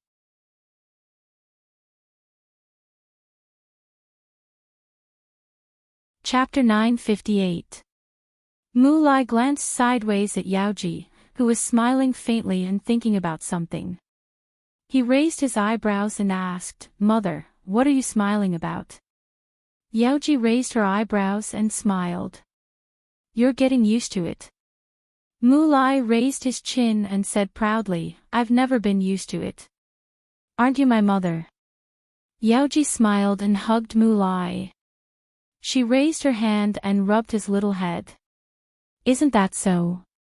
I'm your mother. Perhaps it was because he started practicing martial arts too early and hurt his muscles and bones. Although Mu Lai was already 11 or 12 years old, he still looked like a 7 or 8-year-old child. The two of them got along over the years and developed some feelings for each other. Thus, Mu Lai recognized Yaoji as his adoptive mother. Yaoji truly loved Mu Lai. Moreover, this child had made great contributions to the Prince Ding mansion at such a young age. His future was bound to be limitless. Yaoji was naturally happy that Mu Lai was still willing to recognize her as his adoptive mother despite knowing her identity. She loved Mu Lai even more. Mu Lai chuckled at her. Yaoji couldn't help but feel a chill run down her spine. She heard Mu Lai say slowly, I forgot to tell Mother that I also recognized Commander Qin as my adoptive father a few days ago. The smile on Yaoji's face froze. She looked at Mu Lai's happy face and was speechless for a long time. As if he didn't see Yaoji's expression, Mu Lai leaned back in his chair and said with a smile, We'll be home soon. Don't you plan on what to do with my adoptive father after we return? It was originally nothing much. Mu Lai would each recognize a adoptive father and adoptive mother. However, when it was mentioned together, she couldn't help but blush. She rolled her eyes at Mu Lai helplessly. You're just a child. Why are you poking your nose into other people's business? Mu Lai smiled. Other people's business. I only have one adoptive mother and one adoptive father. I don't want to go back and recognize another adoptive mother or adoptive father. Adoptive mother, don't you agree? Yaoji raised her hand and placed the book in her hand on Mu Lai's face. Don't talk nonsense. Be careful and don't get carried away. If you fail miserably at the end, you'll be laughed at. Mu Lai rubbed his nose. He understood that Yaoji was right. The closer it was to the end, the more he had to be more careful. General Mu. A guard's voice came from outside the tent. Mu Lai and Yaoji looked at each other and stood up. Mu Yang had already walked in from outside. When he saw the book in Mu Lai's hand, he couldn't help but smile. He reached out and patted Mu Lai's shoulder. Lai is hardworking, but you don't have to work too hard. Mu Lai nodded silently and rolled his eyes in his heart. To be honest, this cheap father of his had treated him quite well. Unfortunately. Who told the Mu family to offend His Highness Prince Ding? If Mu Yang and old Marquis Mu Yang knew that the grandson of the Mu family that they had doted on for several years was just a fake and a spy at that, who knows how angry they would be. Thinking of this, Mu Lai looked at Mu Yang with some sympathy. Mu Yang naturally couldn't understand the meaning of this glance. He thought that his son was just worried about his homework. He smiled and said, "Silly child, what you have learned is already much more than the average 8 or 9-year-old child. You don't have to force yourself too much." Mu Lai's little face instantly darkened. Of course, he had learned more than an 8 or 9-year-old child because he was not an 8 or 9-year-old child himself. Although it was very convenient to go out on missions, his height that didn't grow much in the past few years was an untouchable pain in Mu Lai's heart. The weather was cold, it was better to let Mu Yang and the house of Marquis Mu Yang die. Mu Yang sat down on the chair beside the soft couch. Yaoji poured a cup of hot tea for him from the table and asked with a smile, "Why are you still free to come over at this time?" The army had just arrived at the front line not far from the Maoist army. These days, Mu Yang and old Marquis Mu Yang had been busy with military affairs with Mo Jingli. Although Yaoji and Mu Lai came to the army with Mu Yang, they hadn't seen each other for a few days. Mu Yang said, "The Maoist army is led by Prince Ding and has wiped out the northern tribe's army. Now Prince Ding has returned to Feihong Pass to confront Enchanting. Lu Jinqian's army is also moving to the front line. I'm afraid I don't have time to take care of you these days. Now that I'm free, I'll come back to take a look." Yaoji smiled sweetly and said, "I'll take good care of Lai, you don't have to worry about us." Mu Yang nodded, holding Yaoji's hand and smiled, "That's good, it's been hard for you to follow us all the way." Yaoji lowered her eyes and smiled faintly, "It's what I should do, there's no need to say it's not hard." Mu Yang looked at Yaoji's gentle and beautiful face, a trace of relief and tenderness flashed in his eyes. Holding Yaoji's hand, he nodded and said, "That's good, I'll go back first. Take good care of yourselves." Yaoji and Mu Lai stood up to send Mu Yang out, then turned back to sit down. Mu Lai frowned and said, "Mu Yang won't come back, we can't just walk around outside, how can we get the information of Mo Jingli's army's deployment and defense?" Yaoji smiled faintly and said, "Don't worry. We'll cross that bridge when we get there. When the time comes, we'll try to get in touch with General Liu." Mu Lai nodded. Wang Fei didn't ask them to get the Dechu State's defensive deployment map. She probably had something more important to tell them. They only needed to wait for news, and when necessary, provide some assistance to the Maoist army. In the large tent of the Dechu State's army, because the emperor was personally leading the army, the size of the tent was completely different from that of a normal commander's tent. It was much more spacious and magnificent.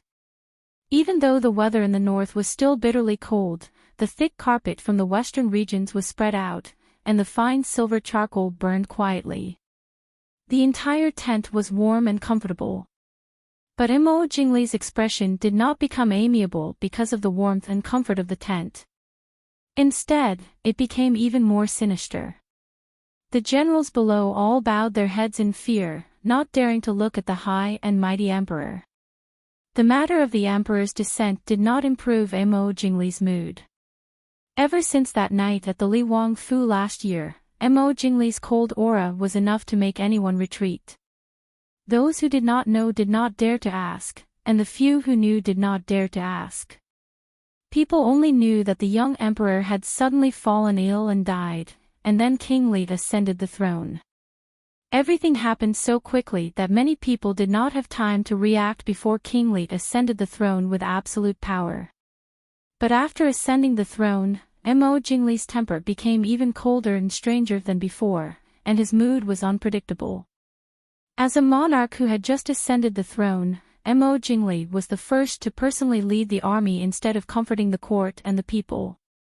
The northern militant army has been defeated, so Imo Xiuyao's attention will definitely be on the southern front. Now, Imo Xiuyao has sent Lu Jingxian to lead 400,000 soldiers to face the Dechu state's army. What do you all think? Imo Jingli asked in a low voice. The generals all looked at each other, and no one dared to speak. Not only had the northern militant army been defeated, they had been completely annihilated. This caused the Maoist army generals to feel a chill in their hearts. Furthermore, the Dechu state and the Xiling alliance had taken advantage of the battle between the Maoist army and the northern militant army to send out their own troops.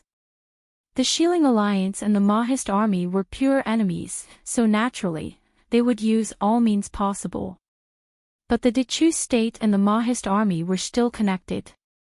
King Li's actions would inevitably cause the people and soldiers to feel a chill in their hearts.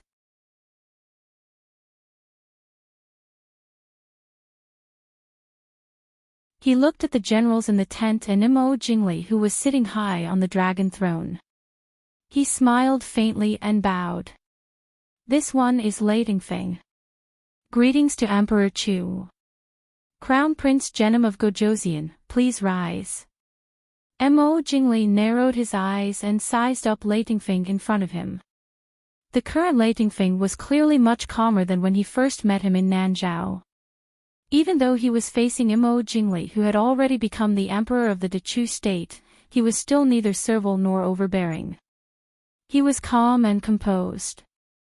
Even rarer was that his gaze had become extremely calm and steady. This was something that Leitingfeng did not have back then. Imo Jingli stared at Leitingfeng. After a while, he asked leisurely, Crown Prince Genom of Gojoseon of West Hill, what brings you here? Leitingfeng smiled faintly. Replying to Emperor Chu, Father heard that Emperor Chu has already led his troops to the front lines. He specially ordered Tingfeng to come and welcome you. Hearing this, the old generals present couldn't help but look at Leitingfeng with some praise. Back when Prince Ding was getting married, Leitingfeng, as the crown prince of Genom of Gojoseon, had come to the Chu capital to attend the wedding.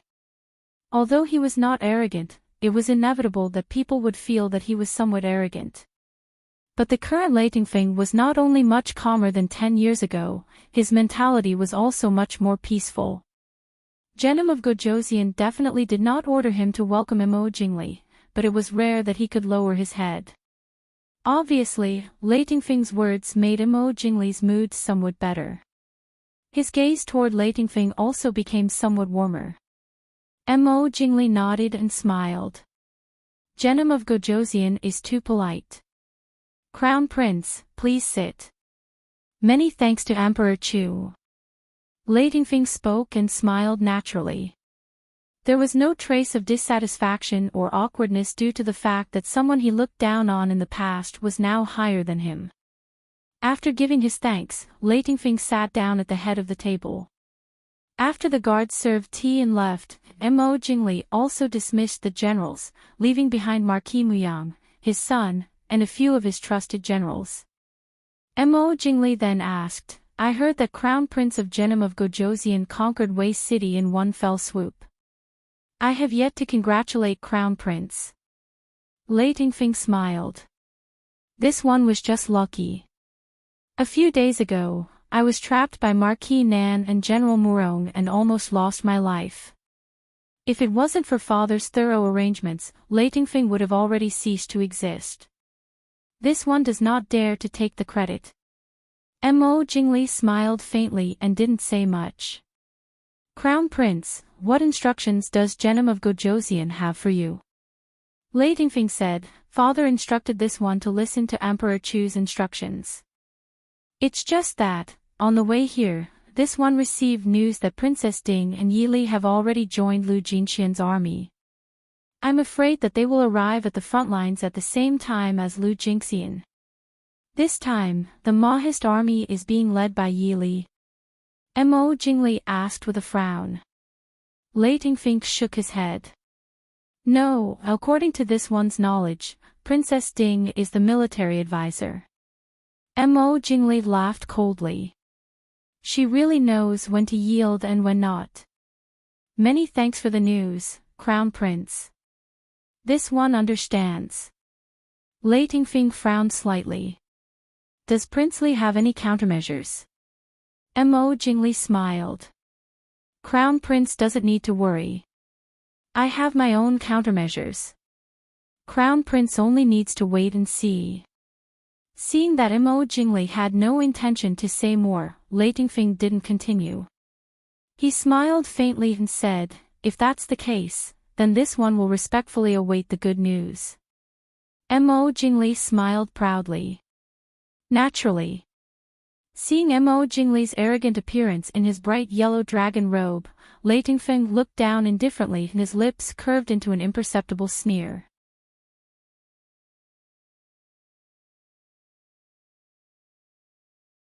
Chapter 960. On the official road in winter, the Mahist army was like a black dragon advancing quickly along the official road.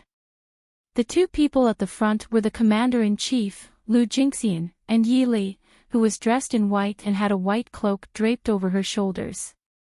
Because Lu Jingxian was the commander-in-chief and Yili was only a strategist, the two of them rode side by side. This was to show Wang Fei's respect for the commander-in-chief, Lu Jingxian. Following behind the two of them were Zhuo Jing, Lin Han, Yun Ting, and Su Qingfeng. Lu Jingxian looked sideways at Yili and smiled. Wang Fei, I'm afraid that Mo Jingli has already gathered his troops and is waiting for us ahead. Yun Ting curled his lips and said, Mo Jingli has just ascended the throne. Isn't he waiting to take down the Mahist army's spirit? But I don't know who will take down whose spirit when the time comes. Lin Han said with a righteous expression. When the others heard this, they couldn't help but laugh. Speaking of which, Mo Jingli really didn't have any outstanding military achievements. If he wanted to take down the Mahist army's spirit, he could do it from other places. On the battlefield, no one thought highly of Mo Jingli. Yili smiled, it's good to have confidence, but don't let your guard down. Even though Mo Jingli didn't have any outstanding military achievements, it didn't mean that there weren't any capable people in the Chu State's army. Lu Jingxian nodded, Wang Fei is right. Even though Marquis Muyang's character is somewhat questionable, his ability to lead an army and fight is indeed extraordinary. Marquis Muyang had been conferred the title of Marquis because of his military achievements. Back then, he had also fought on the battlefield. Speaking of which, when Marquis Muyang had dominated the battlefield, Lu Jingxian hadn't yet become famous. As they spoke, Lu Jingxian pulled on the reins and looked at the road ahead with a slight frown.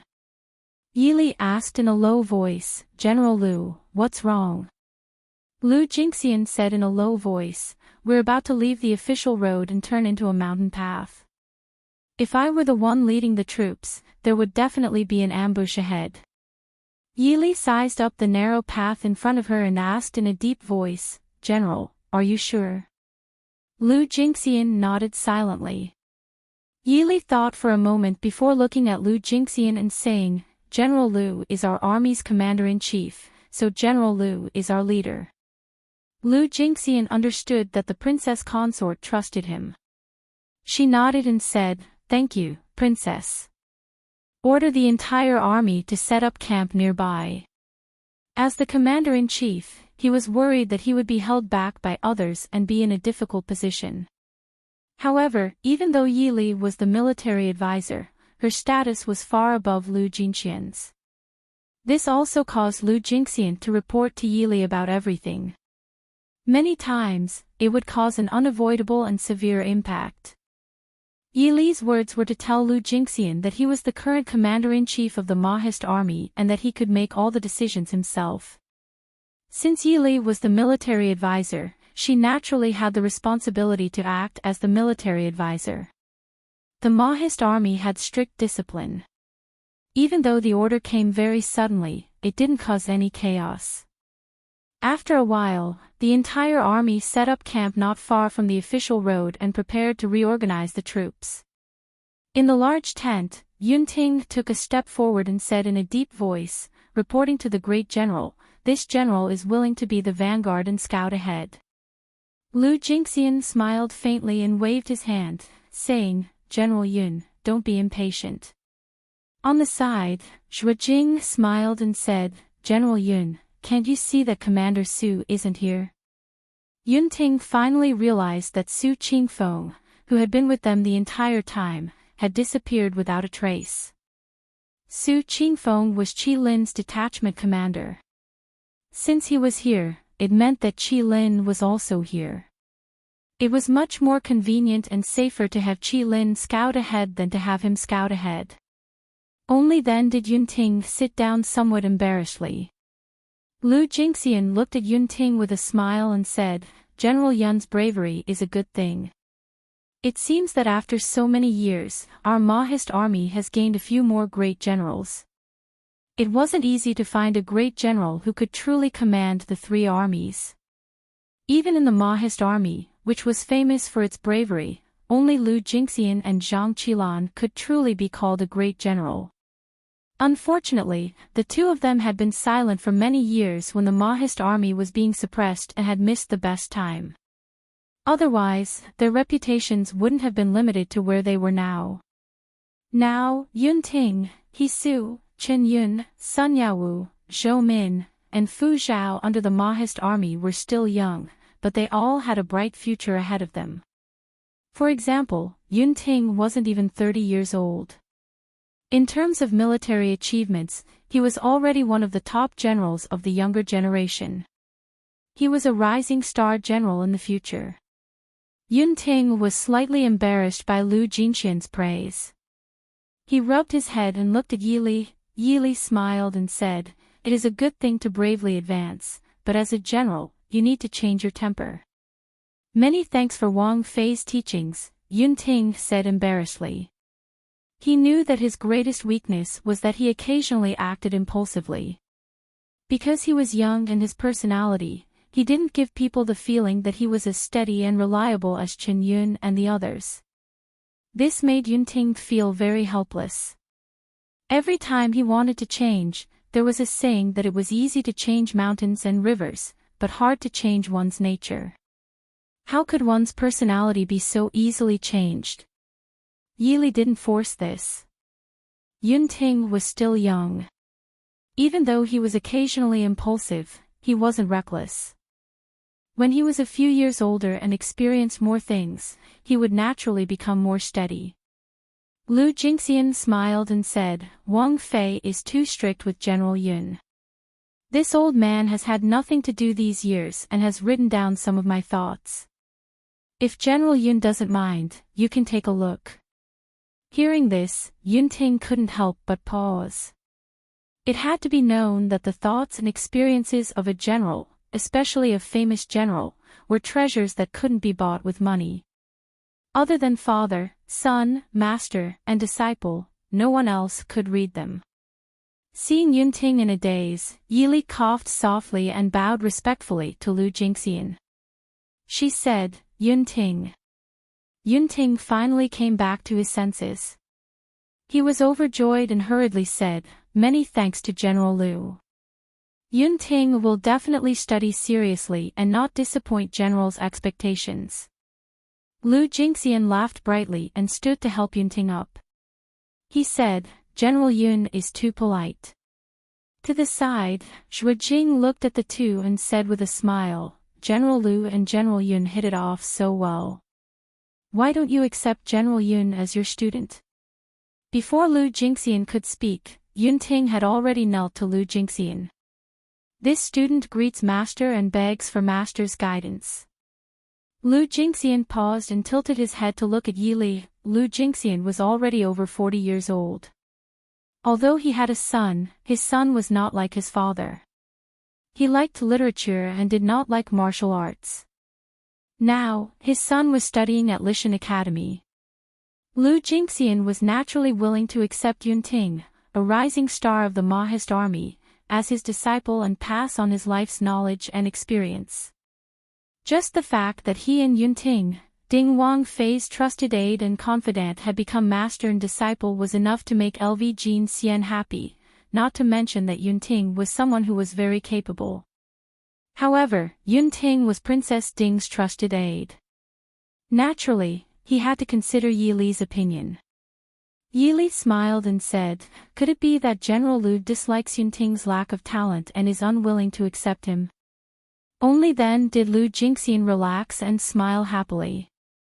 He bent over to help Yunting up and said with a smile, Yunting does not need to be so courteous. Yunting understood that Lu Jingxian had agreed and was immediately overjoyed. Many thanks, master.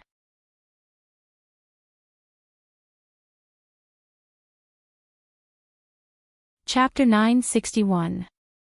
Lu Jingxian had a new disciple and was very happy inside. But he still urged, do things according to the rules in the army. Yunting nodded and said, yes, thank you, Great General. Great General, Commander Su requests an audience, a guard reported from outside the door. Everyone's expressions became alert. Lu Jingxian hurriedly said, invite Commander Su in. Su Qingfeng walked in wearing green and yellow clothing. Yunting curiously examined Su Qingfeng and said, third young master, what clothing are you wearing? It was not that Yunting had not seen much, but that the Mahist army always wore black clothing and gave people a feeling of mystery and power. At this time, Su Qingfeng's clothing did not match Qi Lin's presence. Su Qingfeng rolled his eyes at him and said, do I have to wear night clothing to scout the way? Night clothes were naturally a good thing, but wearing black clothes in broad daylight was clearly asking for trouble. Lu Jingxian asked in a deep voice, have you found anything? Su Qingfeng nodded and said, Great General's guess is correct. There are no birds on the mountain path, and no people. But there are traces of large amounts of troops passing through the mountain, and, this subordinate smells a faint scent of tung oil. Speaking of this, Su Qingfeng couldn't help but frown. Tung oil. Lu Jingxian frowned and looked at Yili, saying, Wang Fei, I'm afraid we cannot take this shortcut. Regardless of whether the Chu army planned to burn the mountain or not, the Mahist army could not take the risk. As the saying went, fire and water were merciless. Right now, it was winter and all living things were dying. With the help of tung oil, no matter how well prepared they were, once they entered the mountain path, the Chu army would not be able to escape. Moreover, with Lu Jingxian's understanding of Mo Jingli, in order to eliminate the Mahist army, Mo Jingli wouldn't care if he had to burn down a few mountains. Yili nodded. Lin Han took out a huge map and spread it out on the table beside them. Lu Jingxian stepped forward and looked at the map in front of him. If we avoid this road and take a detour, I'm afraid we'll be delayed for a few days. This time, the Chu army used an open strategy. they didn't hide the fact that there was an ambush ahead. Advance, the Chu army ignited the fire. If they didn't advance, the Chu army would have more time to seize more territory and occupy more advantageous terrain. Yili frowned as she looked at the map. What are General Lu's plans? Lu Jingxian thought and rubbed the map in his hand. A beat later, he said, Wang Fei, please help. Yili smiled and said, you and I are one family. Right now, General is the commander of the army. If there is anything, General can give orders. Lu Jingxian nodded and didn't hold back. He said in a deep voice, Wang Fei, please take Yunting and lead the 200,000 Mahist army to take a detour. Yili raised her head to look at Lu Jingxian and said, General Lu still wants to take the small path. This path was short, but it was filled with danger. The Dechu state soldiers didn't even need to do anything. They just needed to ignite the tung oil buried in the mountain path and it would be enough to destroy the Mahist army. 200,000 soldiers, not 2,000. If the path was set on fire, less than 20% would be able to escape. Lu Jingxian's gaze was leisurely as he said lightly, this one remembers that there is another path that can pass through here, but it will take some effort. Wang Fei, please take the people first. If it doesn't work, this one will lead the army and come from behind. Yili stared at the map for a while. Of course, she understood that there were some places that even Qi Lin, who had undergone professional training, might not be able to map out completely. Also, the map was really small and might not be able to show some of the more hidden places. She only asked, where does General Lu plan on coming out? Lu Jingxian pointed at a place on the map. Yili thought for a moment and then nodded and said, all right, Ben Fei will definitely be able to reach this place within 7 days. When the time comes, Ben Fei and the general will attack from the left and right. We can attack the Mahist army stationed here. What does the general think? Lu Jingxian looked carefully and couldn't help but smile. He clapped his hands and said, Wang Fei has good eyes. Yili smiled slightly and said, leave Commander Su and Qi Lin behind for General Lu. Yili also understood that Lu Jingxian's path wouldn't be smooth. So leaving Su Qingfeng and Qi Lin behind for him was a form of insurance. Lu Jingxian understood Yili's good intentions and was very moved. He quickly refused, no, Qi Lin should still be by Wang Fei's side. Yili shook her head and said, General doesn't need to worry. Qingfeng has already reached the north. He will naturally make the proper arrangements. Qingfeng was Qi Lin's commander. He could directly mobilize all of Qi Lin's troops. With him here, there was no need to worry about not having enough people. Seeing Yili insist, Lu Jingxian could only give up. He thanked Yili before saying, Wang Fei, take care. Yili smiled faintly, General, take care as well.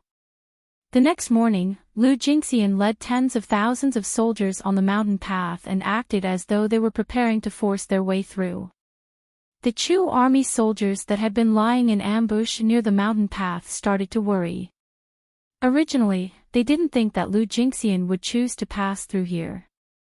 After all, Lu Jingxian could be considered an old general whose name had shaken the region. How could he not understand that while this mountain path was a shortcut, it was also filled with danger? Therefore, Mo Jingli didn't send many soldiers to lie in ambush here. At most, it was just for show. However, this empty fort strategy clearly couldn't fool Lu Jingxian. Although they could also set fire to the mountain, this was the last resort. It had to be known that it was winter now. Once a fire was lit, no one knew when it would be extinguished. What do we do? The general lying in ambush looked at the situation in front of him and couldn't help but frown. He tilted his head and asked the person beside him. The comrade beside him frowned and said, Don't panic. This place is easy to defend and hard to attack. Lu Jingxian probably won't be able to break through in a short amount of time. Let's quickly report to Prince Li and Marquis Muyang. In the end, the Mahist army and the Chu army were still a family. Unless it was absolutely necessary, no one wanted to use such a tragic method to kill the other. Moreover, facing the battle-hardened Mahist army, the Chu army had an almost natural fear. The Chu army on the mountain didn't know that when they quickly reported the Mahist army's movements, Yili had already left with another group of people. In the Chu state army, Mo Jingli looked at the secret letter in front of him and frowned. When Marquis Muyang and the others saw him like this, they quickly asked, "Emperor, is there something wrong with the Mahist army?" Mo Jingli said in a deep voice, "Lu Jingxian is preparing to force his way through the mountain path." "Old Marquis Mu, is your plan really working?" Old Marquis Muyang also frowned and said in a deep voice, "If Lu Jingxian really wants to pass through there, this old official dares to guarantee that his entire army will be wiped out. But, with this old official's understanding of Lu Jingxian, he doesn't seem to be such a stupid person. Why would he seek his own death?" When old Marquis Muyang first set up this place, he didn't intend to wipe out the Mahist army. He just wanted to slow down the Mahist army's marching speed. And with Lu Jingxian and Yi Li's ability, the success rate of ambushing them in this place was less than 0. It was also because of this that Lu Jingxian's actions were particularly hard to understand. Muyang asked, "Could it be a cover? Lu Jingxian and Princess Ding might have split up their forces. Lu Jingxian only left a small group of people behind to divert our attention." Old Marquis Muyang said, "It's very likely that they split up their forces, so Prince still needs to pay attention to the situation on the road." But LV Jingxian's total military strength was less than 400,000. It was reported that LV Jingxian had placed at least 200,000 soldiers outside the mountain path. What was the use of Princess Ding bringing a few 100,000 soldiers? Besides, if it's about marching and fighting, in this old official's opinion, Princess Ding is not as good as Lu Jingxian. Although Yi Li had successively fought several famous generals including Genom of Gojoseon and pacified the northern region, old Marquis Muyang was still a veteran. But as long as old generals like old Marquis Muyang seriously analyzed the situation, they would be able to see that Yi Li was not proficient in the art of war. It was just that she often made unexpected moves. She was better at controlling and influencing the situation outside of the battlefield to push the entire war situation. But it wasn't that Yi Li's art of war was godly.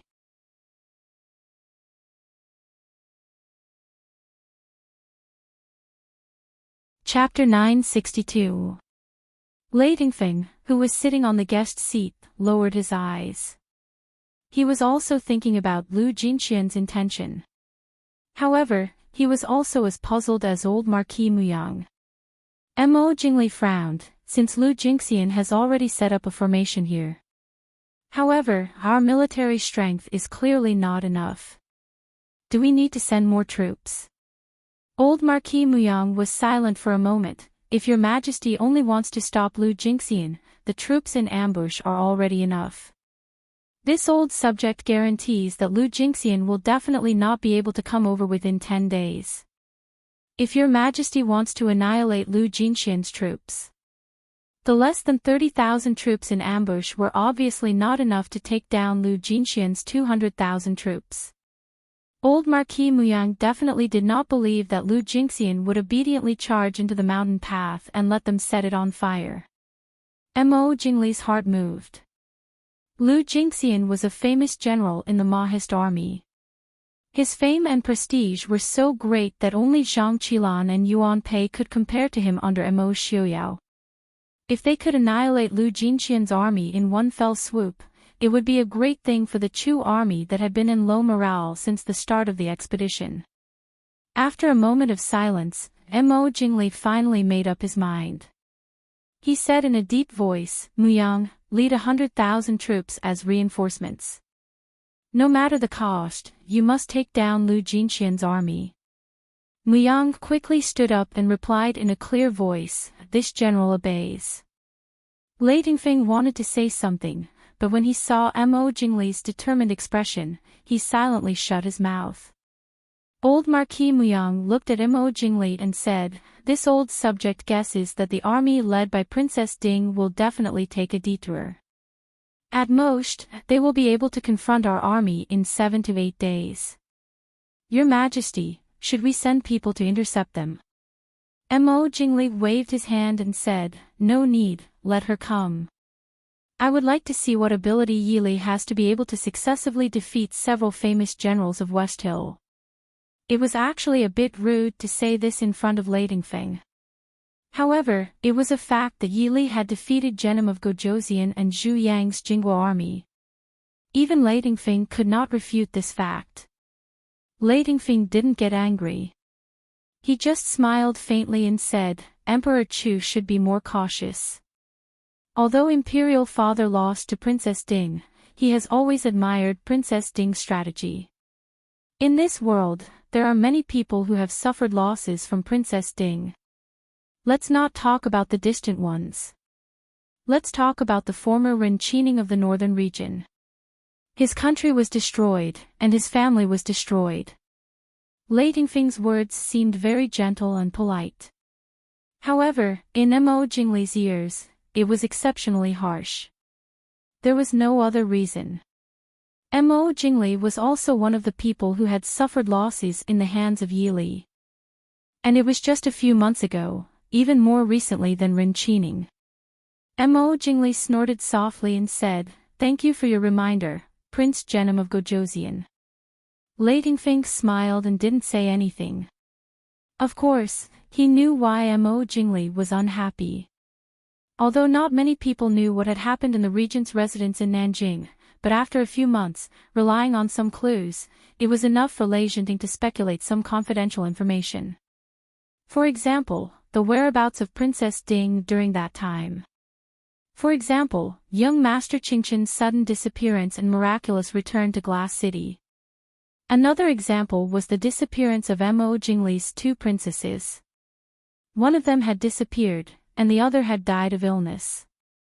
Combined with the time of Mo Jingli's ascension, many problems were self-evident. Mo Jingli was willing to look down on Yili, but when he suffered losses, there was no reason to say that he didn't remind him. Since Mo Jingli didn't listen to his advice, Lei Dingfeng didn't care anymore. Instead, he lowered his eyes and began to calculate the troops he had brought with him. Seeing that Lei Dingfeng was tactful and no longer spoke, Mo Jingli nodded with satisfaction. After ascending to the throne as the emperor, he was even more intolerant of other people's opposing opinions than before. Moreover, this was Lei Dingfeng, who had always been indifferent to him. Although he was only a prince, he always made people feel that he was superior and looked down on him. Seeing Lei Dingfeng's respectful and obedient appearance in front of him, Mo Jingli felt exceptionally happy. Standing up, Mo Jingli waved his hand and said, "This matter is settled. Mu Yang, lead the troops to intercept Lu Jingxian. I will personally lead the troops to meet Yili."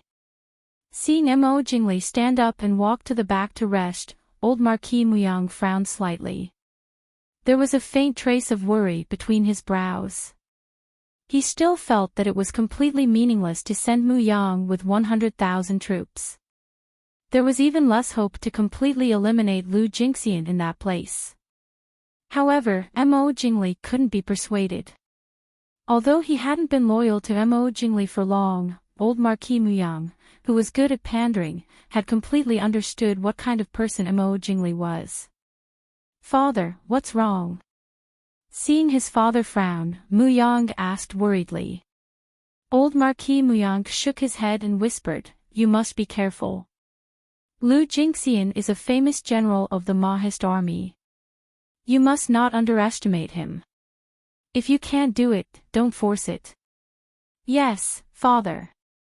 Looking at his father, Muyang still respectfully agreed despite his doubts. Old Marquis Muyang shook his head and sighed softly, "Forget it, let's go back."